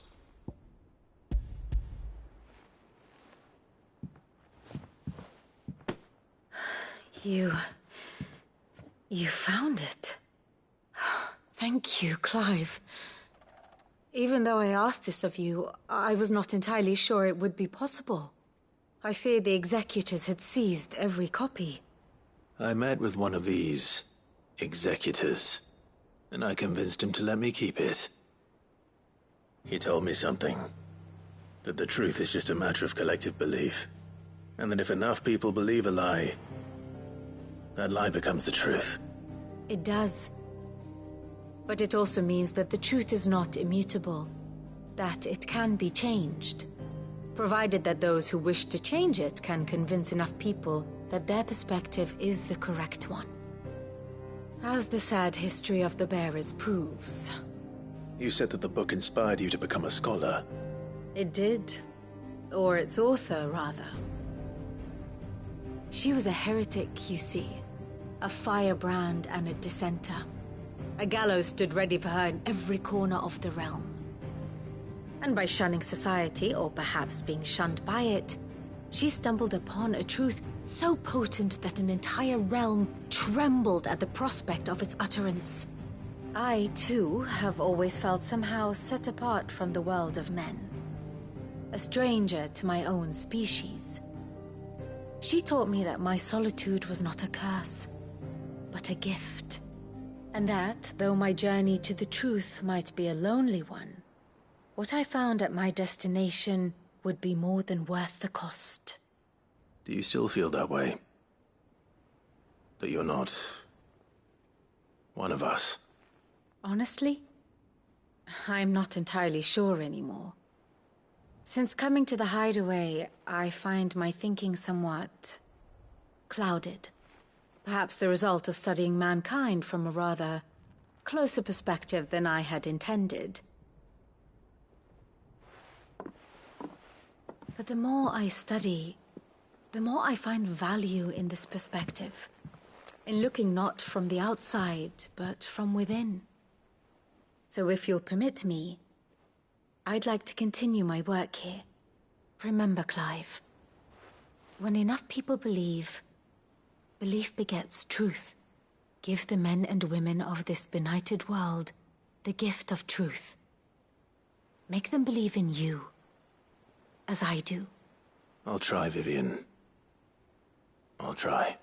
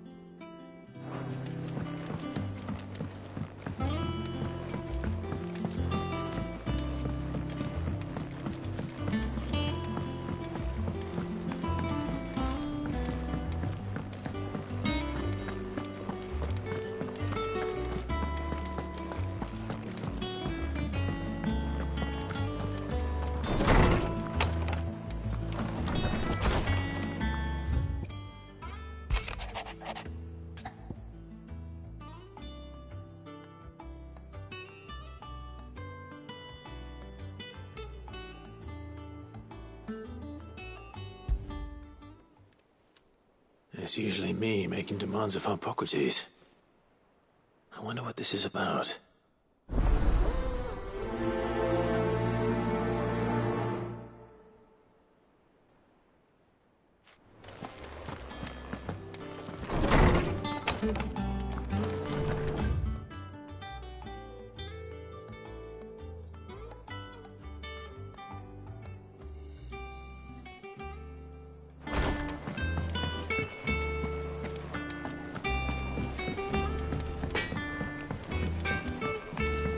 Say what you will. Maybe Karen has seen herself.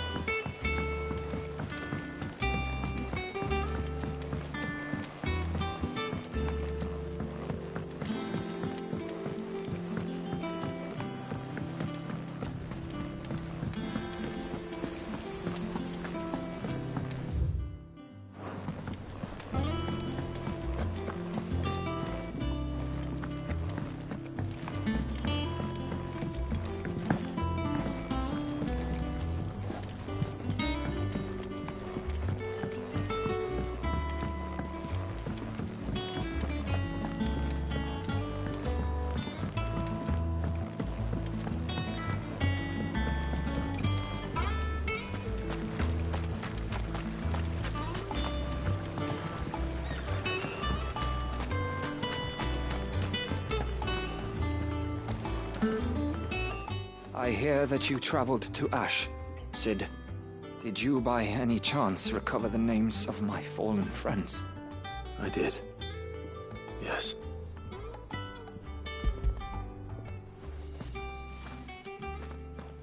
If I may, the bearer registry.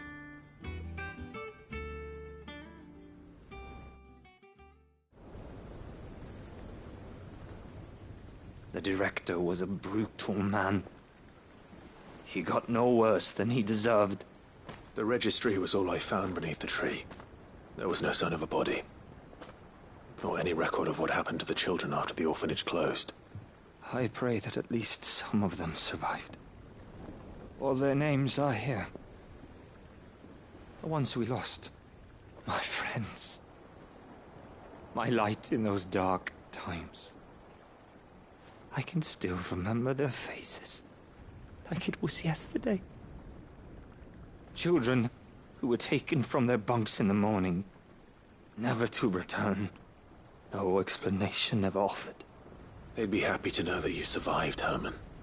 But why did I make it out alive, when so many others died in that awful place? It's not your fault. And blaming yourself won't bring them back. Honor their memory. See that their names live on. That way, at least. They're never truly gone. Thank you. Sid, I'm going to write a book. An account of the horrors of Badbach, and the spirit of those its custodians sought to crush.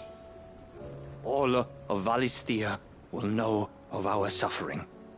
And in the name of those I lost, I will not let it happen again. Neither will I. These records would have been buried for all eternity, were it not for you. Thank you.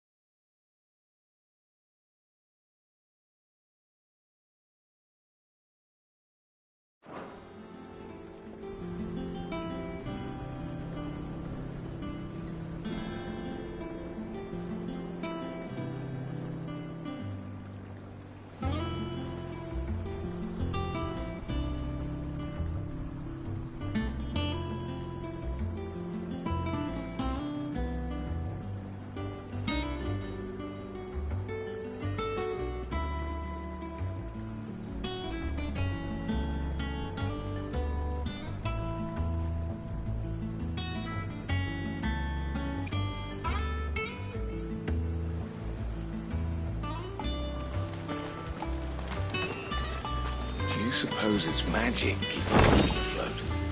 What else could it be?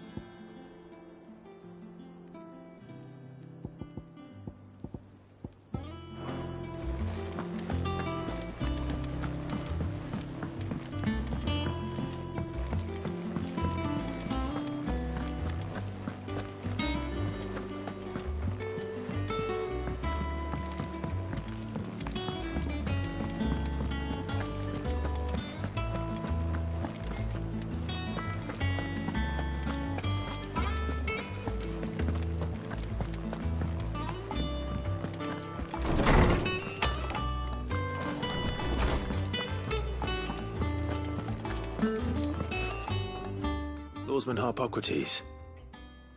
I received your note. Ah, yes. I expect you're wondering what this is all about.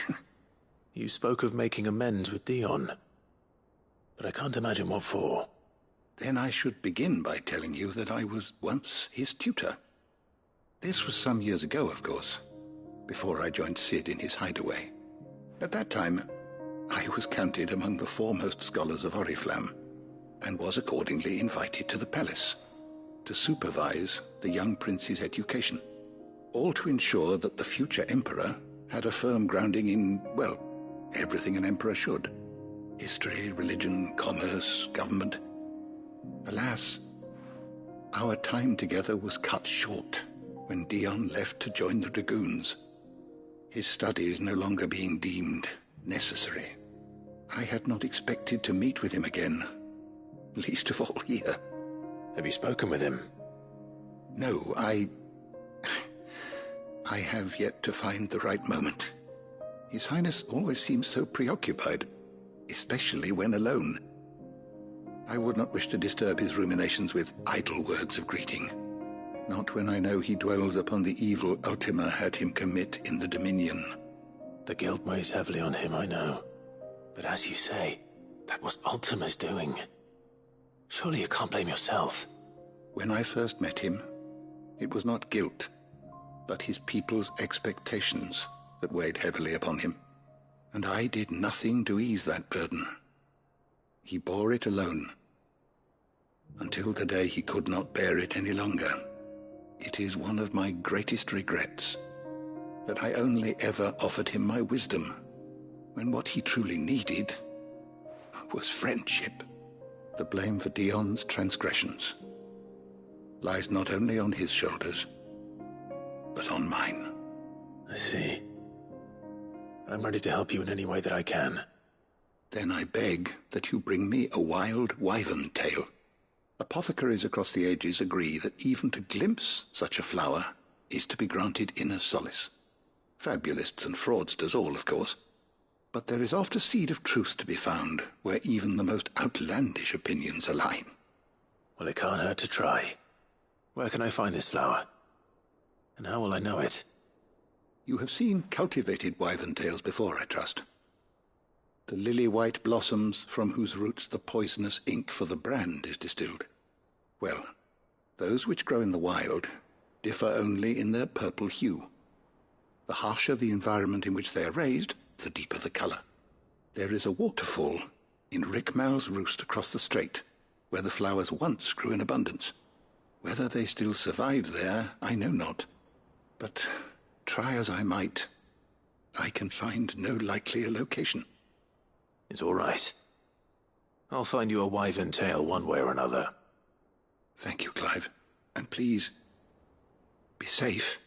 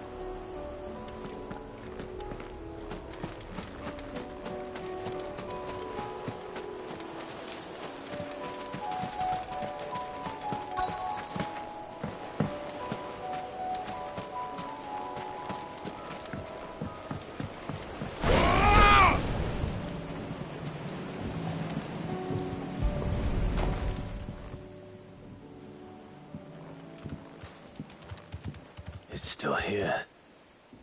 After all these years. Lots more than I remember. And you're a lot bigger. You might have to swim, boy.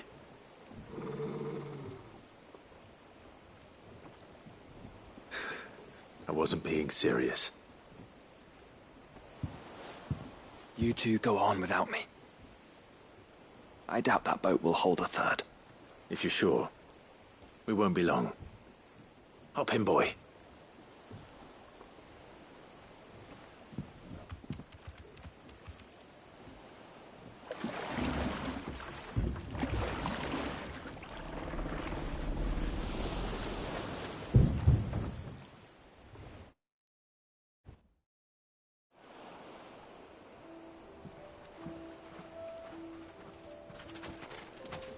This place hasn't changed.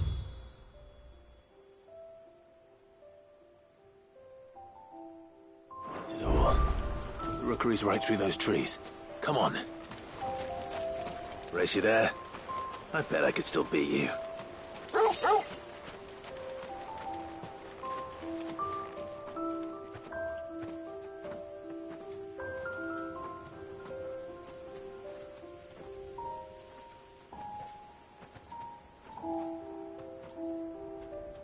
Here we are.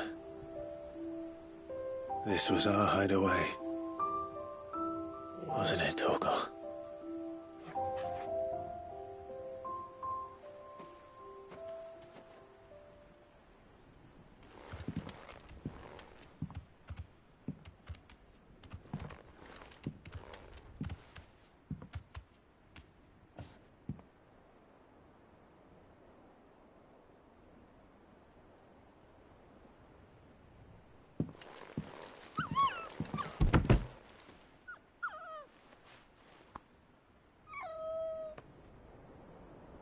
Coming here helped me to forget who I was. Or wasn't. Prince, shield. Son his mother could love. Had I been any one of those things? Perhaps.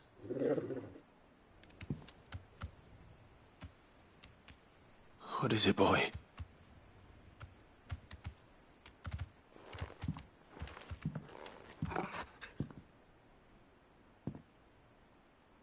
This is all from the castle. And Phoenix Gate. Did you bring these here?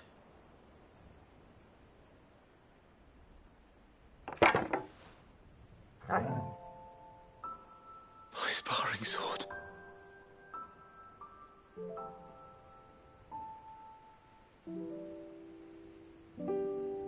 Well, well. You never stopped looking for me, did you, boy?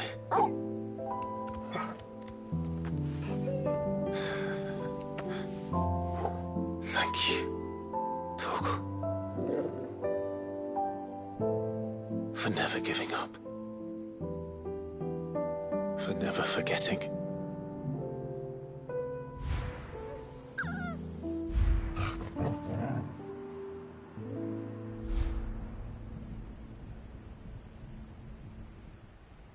Let's take this with us, shall we? So I don't forget either.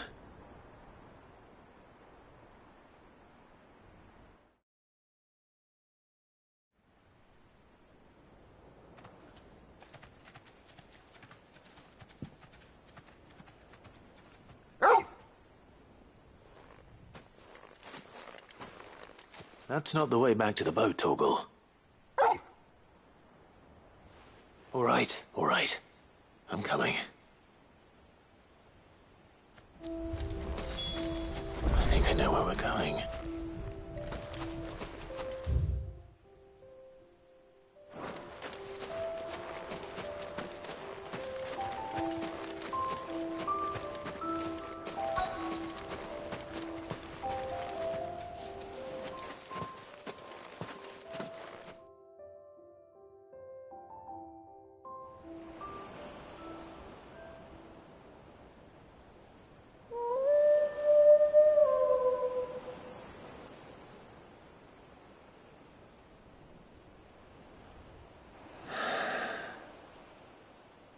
People always talk about the importance of putting the past behind you. But without it, we wouldn't be who we are today. And we certainly couldn't steer our way to a better tomorrow. Come on, Torgal. Let's go home.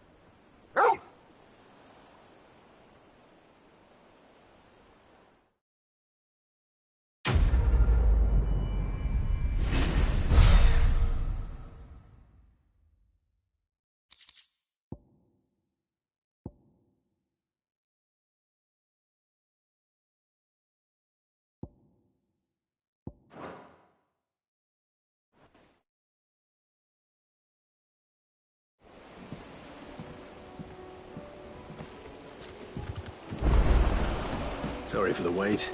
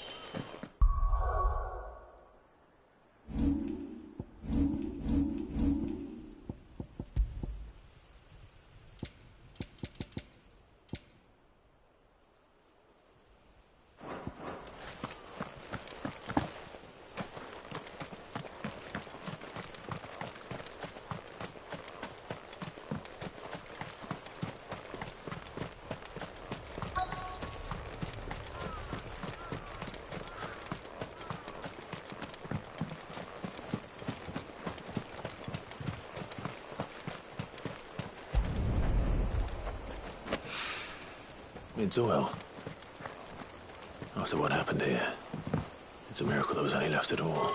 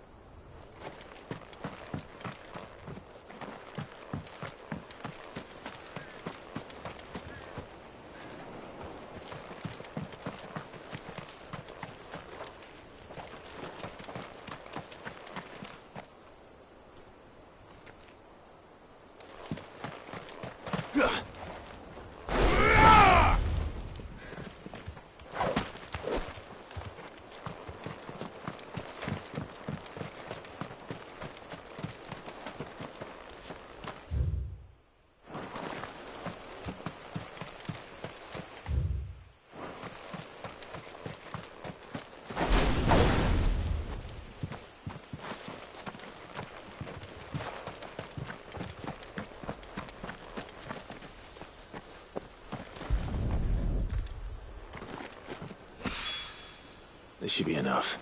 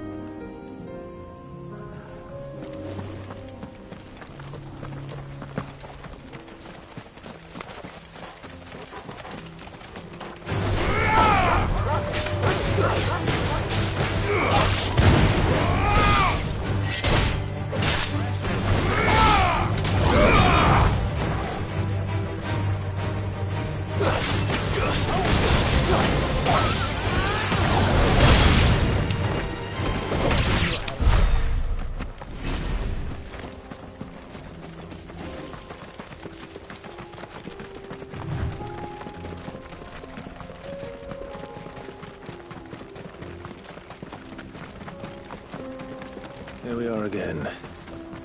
Carava. If you were a tortoise, Torgal, where would you hide?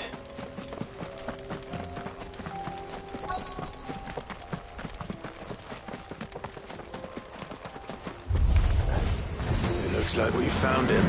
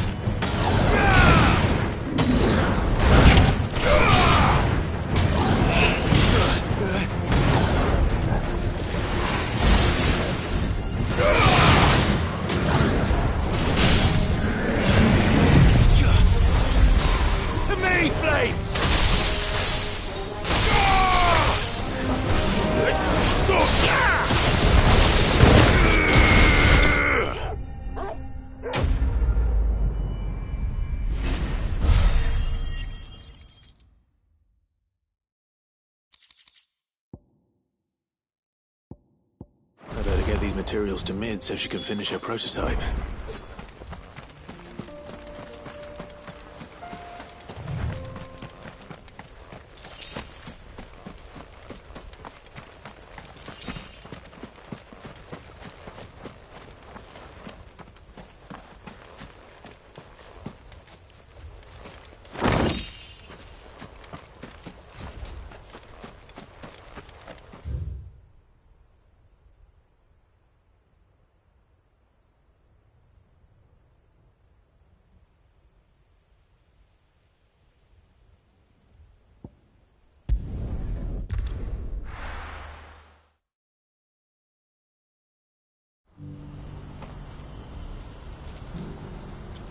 Do you see that too?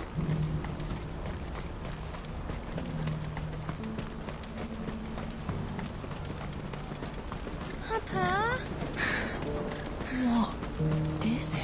Oh, please. Just make it stop. Make it stop. I'm scared. Nothing good's gonna come of this, I'm telling you. Just looking at it's enough to say.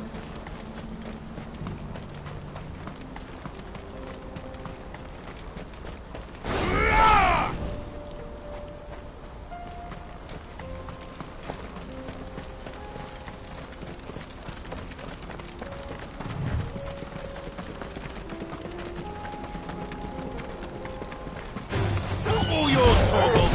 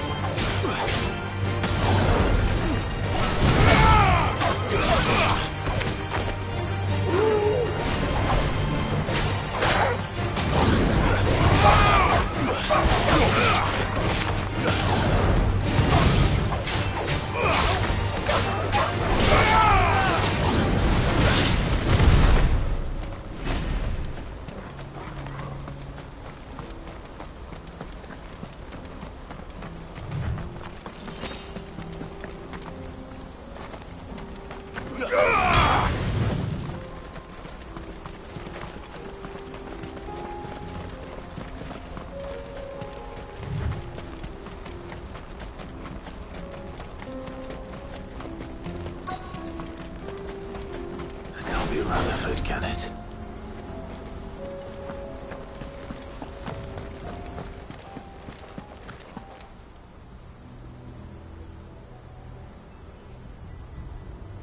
Turncoats and cowards, the lot of you! If it's a fight you want, it's a fight you shall have! Allow me. I don't need your... Please, Field Marshal, oblige him. This won't take long. You're right. It won't. Men, finish him. Beaver!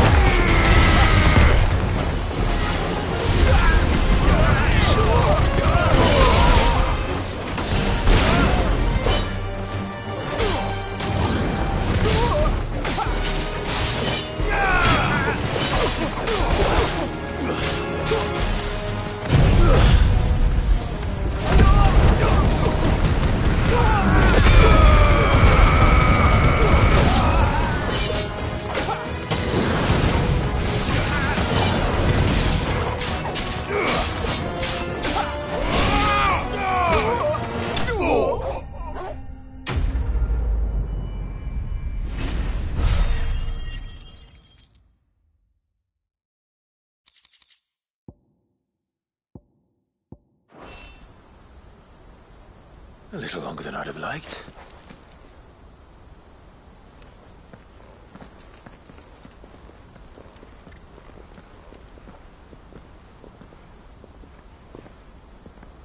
Field Marshal Havel, I presume.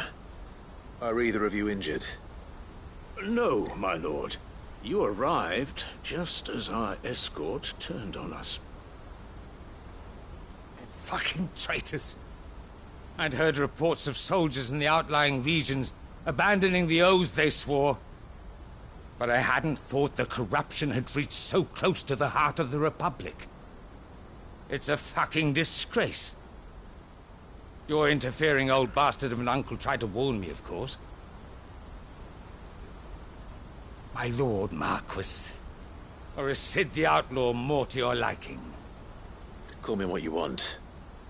It doesn't change who I am, or the urgency of the message I bring. My uncle has a plan to right the realm, and he needs your help to see it through. Before I agree to anything, I'd have you answer one question. What do you stand to gain from all this? I won't deny that I might benefit from further chaos. But I seek a new beginning for all of us. And while the choices I've made may not always have been the right ones, I know I made them for the right reasons. For so long, so many of us have been told how we could live, how we could die, when it should have been our decision all along. Now we have a chance to put things right. But in order to take it, we must stand together. Even if it be beside those with whom we don't see eye to eye.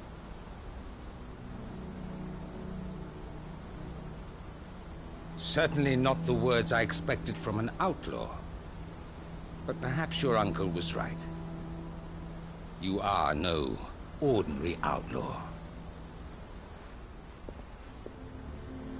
I'll never hear the end of this. All right. I'll start by ordering my most trusted guard to bring the Dalmekian fringes under control. Next, I'll make contact with my counterparts in the Imperial Army and see if I can't convince them to try and restore order in their own territory. Thank you, Field Marshal. But they are not the only ones we will need to convince. What do you mean? I don't doubt that I can bully some sense into a few generals. But those they answer to require a different kind of persuasion. And when it comes to honeyed words, well, we will need an envoy. One who can court even the most stubborn of statesmen. You, perhaps? I'm flattered. But I'm no diplomat either. And I have other problems to attend to. What we need is a skilled arbitrator. And I may know just the person. Is that so? And would he happen to be an outlaw too? Of a different kind, perhaps. Well, beggars can't be choosers. I suppose we'll all have to find a little of the outlaw in ourselves if we're to make it through this. Very well. Send your man to me right away. I shall.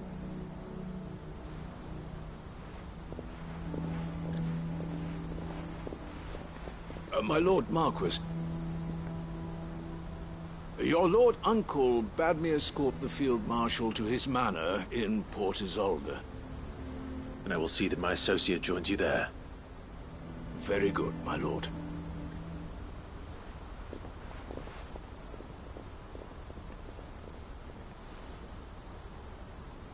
Huh. An envoy. I'm not sure I'm the man to talk anyone round. I can barely convince my brother to take his medicine. No. This is a job for someone with experience. Someone like Quentin. I hope I can convince him at least.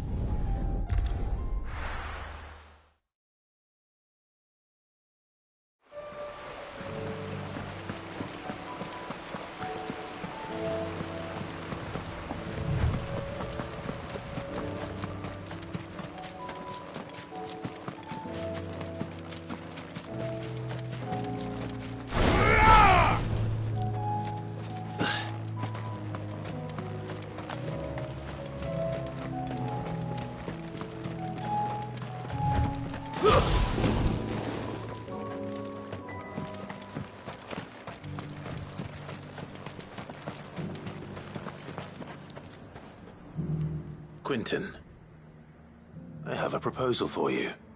Do you now? Something tells me you'll be asking more of me than a cask of Gotand gold. Go on then. Propose.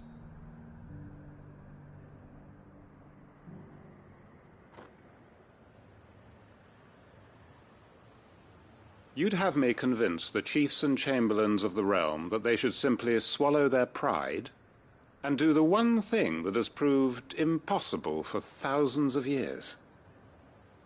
Was there anything else? Perhaps I can fetch you a meat pie as well. I know it's a lot to ask, but I can think of none better suited to the role. And you'd have me give up what little I have left to do it. I told you, Clive. The people of Lostwing are my family, and I cannot abandon them. You'll have to find someone else. I'm sorry to hear that. So am I. And why might that be? What he's asking. How's it any different to what you've done so far? They want you to speak for those who can't speak for themselves. That's what you do best. If it's the vineyard you're worried about, we'll see that the grapes are picked and the tons filled. You know we will. It's not that. Then what is it? You said yourself we're family. Don't you trust us?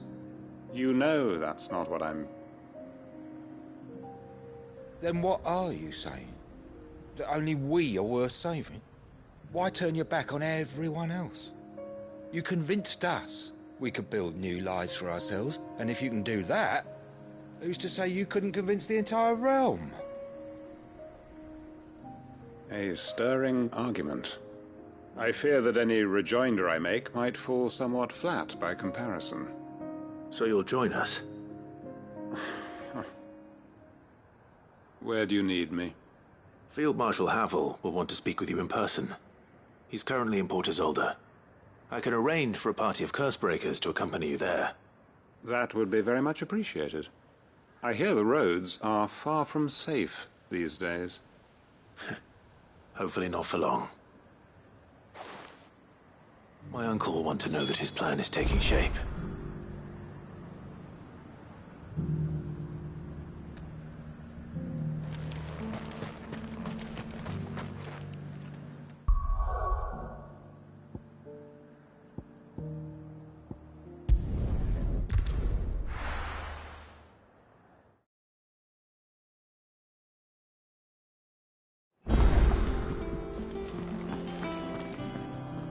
Uncle, I bring good news.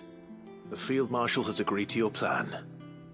Ha! Of course he has. I didn't doubt you for a moment, dear boy. Rutherford is accompanying him back to your manor in Port Isolde as we speak. They will await your return there. As will one other. One other? Who, exactly? Lord Havel was concerned that even if he could get the realm's armies to agree to an accord, he might not be as successful in convincing those with political power.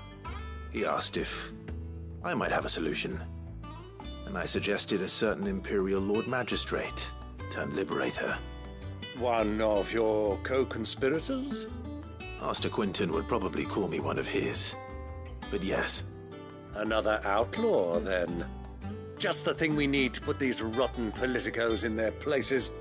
Good thinking, Clive. I'm glad you approve. The more the merrier, eh?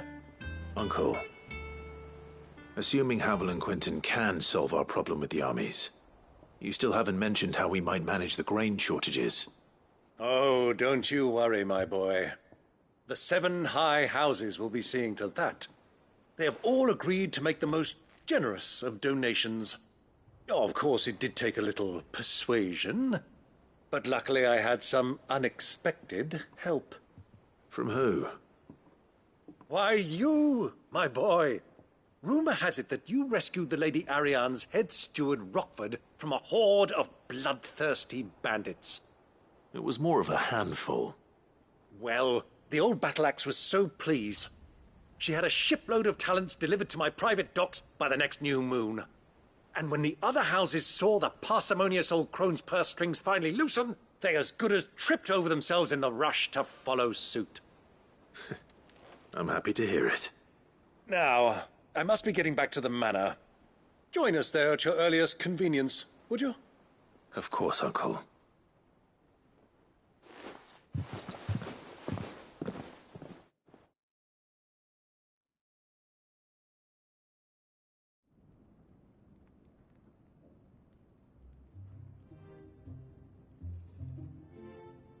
And how, pray tell, will we get that grain to the capital if the roads are still overrun with Akashic? You'll find another bloody road. I only have so many men, and I'm not about to send them headlong into an ether flood. That is, unless you'd have them turn as well. Well, I'd certainly eat less. Says the man with a belly bigger than a band of curls. My soldiers actually need their rations. Without any food to keep them going, they'll be dead even before you've sent them on your fool's errand. If I may, gentlemen, perhaps I might suggest an alternative approach. Though supply routes are indeed disrupted, there is no shortage of ships. Indeed, they bob away in every bay from here to Randalar, awaiting a safe haven. Allow them to make port and fill their bellies full of grain. And once those who crowd the cities are fed, ferry the displaced back to the countryside to work the fallow fields. But I'm sure that you wish to continue your discussion. Forgive the interruption. Two such firm friends as yourselves need no help from the likes of me. Rutherford spoke fondly of the great bond between you. Us? Friends? I can't stand the man! Clive, I'm beginning to question the quality of the company you keep. And what kind of company are you expecting him to keep? The man's a criminal! Criminal? How dare you? You are not fit to breathe the same air as this fine, upstanding young gentleman. Upstanding? He calls himself Sid the Bloody Outlaw! Once more unto the breach.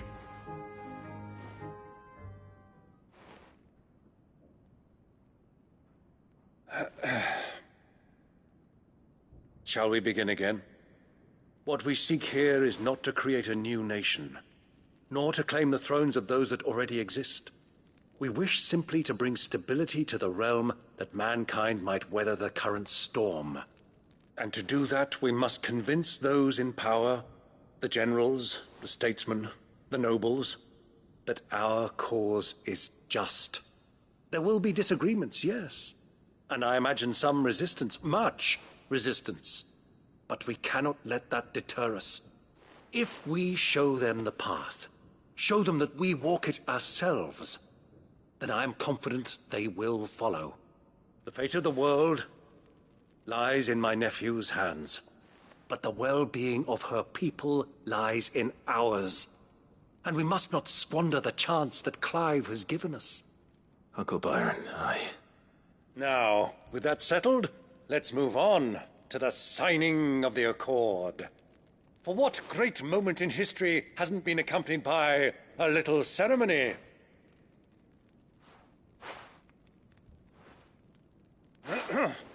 Citizens of Valisthea, I present to you the Triunity.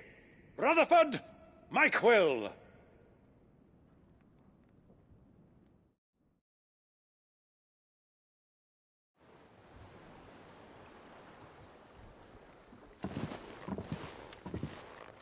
Well, my boy, the stage is set. That it is.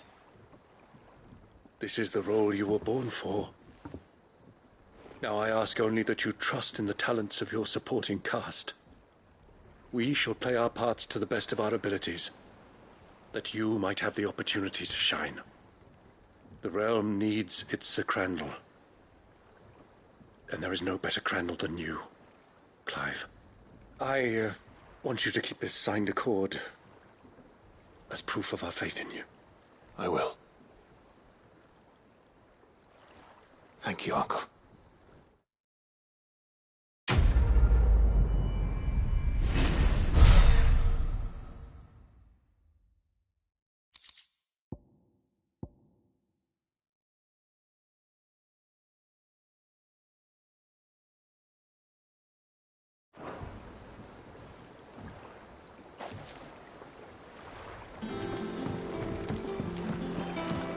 What do you think that thing is? How the hell is Sid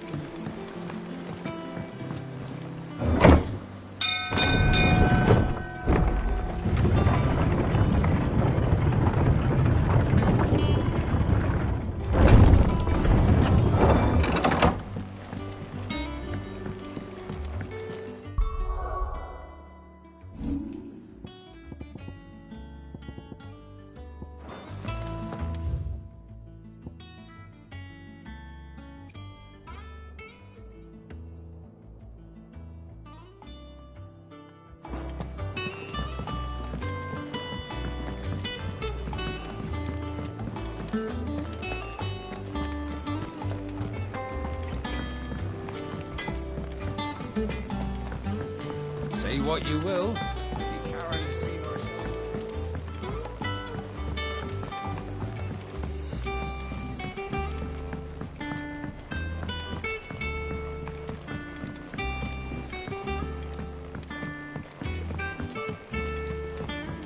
Miss Shirley says your books made quite an impression on the children.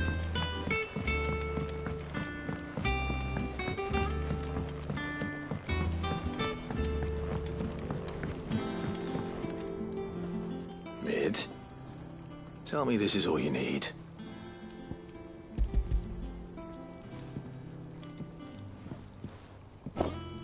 Aw, you make it sound like I asked you to save the world or something. Tell me this is all you need. It's most of what I need. After you left, I went over the figures again, and I realised I'd forgotten a 1 and a 0. And a cogwheel. Just a tiny one. Though, that's the problem.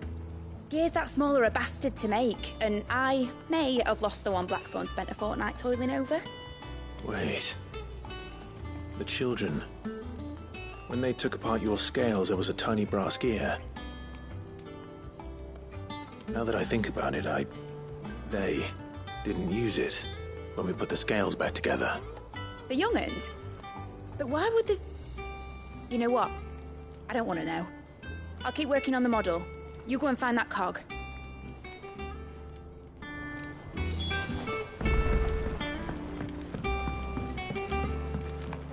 Has Midadol mentioned a new project yet?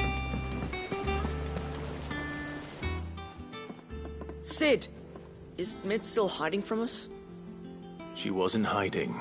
She's fine. She's just busy working on her next project.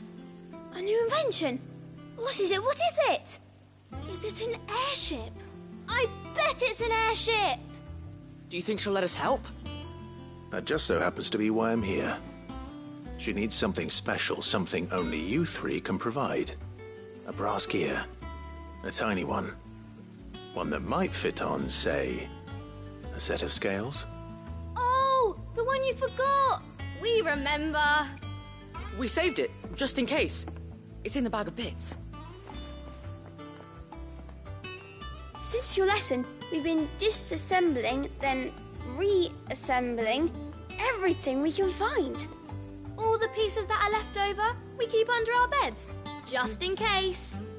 That's good to know. Look! I found it!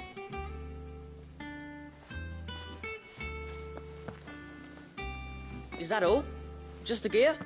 We have more parts if Mid needs them. That's all for now. But I'll let Mid know about your hoard. Just in case. Thanks, Sid.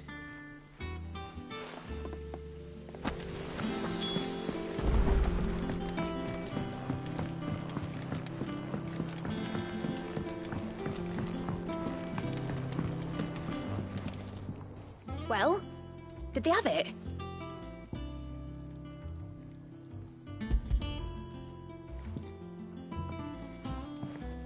They did.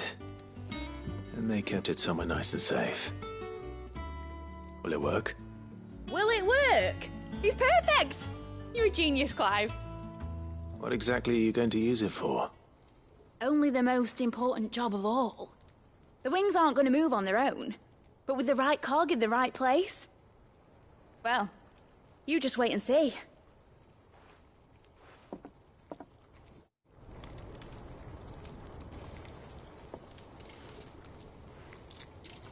That should do her.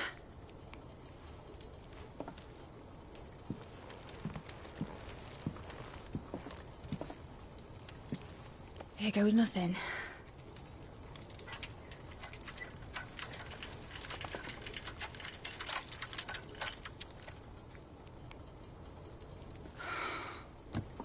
Titan's tits.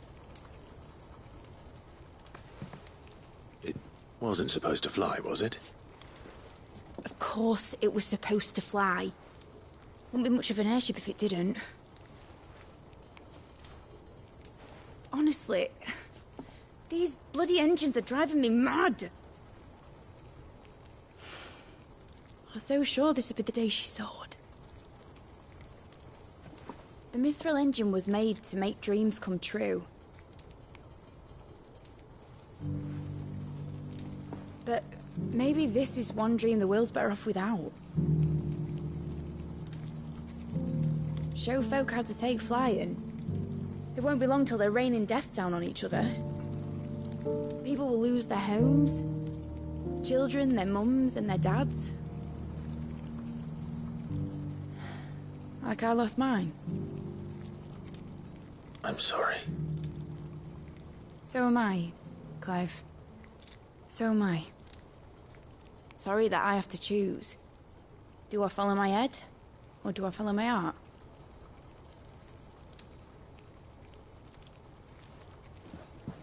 Good question.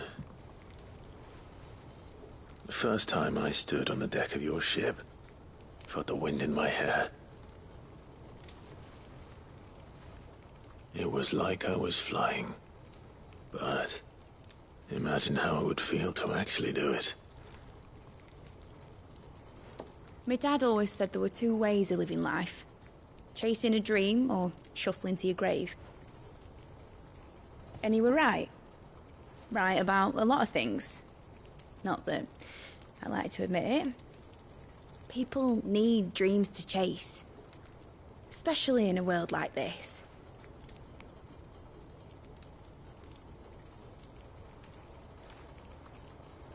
Right. When this is over, I'm gonna take all my Mithril engines to Zemeckis and sling them over the edge. I won't have my dream end up turning into someone else's nightmare. But all that hard work... All that hard work will not be used for war, Jamie. But it ain't like it'll be gone. Tell me, Clive, have you ever been on a treasure hunt? Not since Joshua and I were boys. Why do you ask? Because I'm gonna bury the engine schematics and leave behind a little riddle telling people where to find them. A really hard one, so that only the most dedicated dreamers will ever be able to work it out.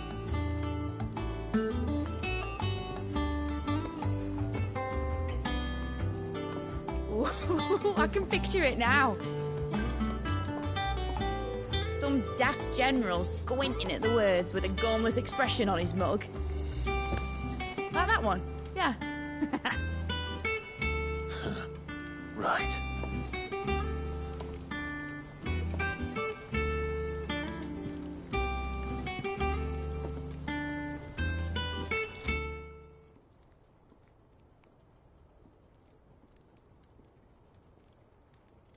Of course, if I'm putting this engine at the end of a treasure hunt, I'll still need to make it a treasure worth hunting for. Won't be much of a prize if it couldn't even make a toy boat fly after all. My dad always said, dream big. But it ain't the size of a dream that's important, is it, Clive? Only that it's a good one. And I reckon I've got a fair few good uns left in me. I'm sure you do.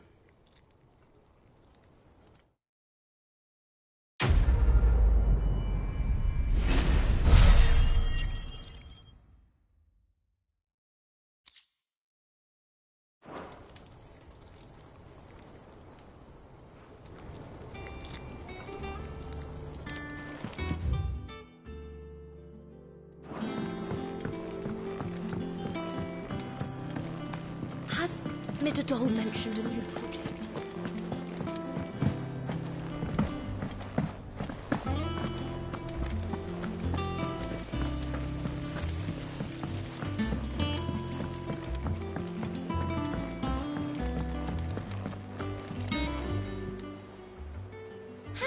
help you today, Clive?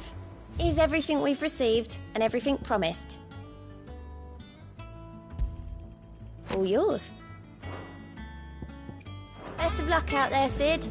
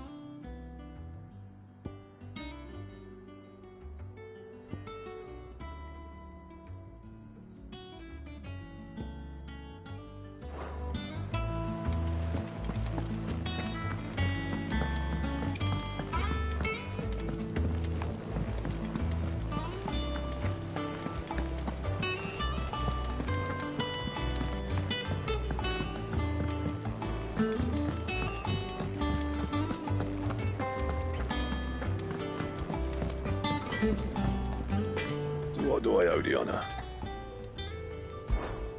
I'm saying Fording, dear.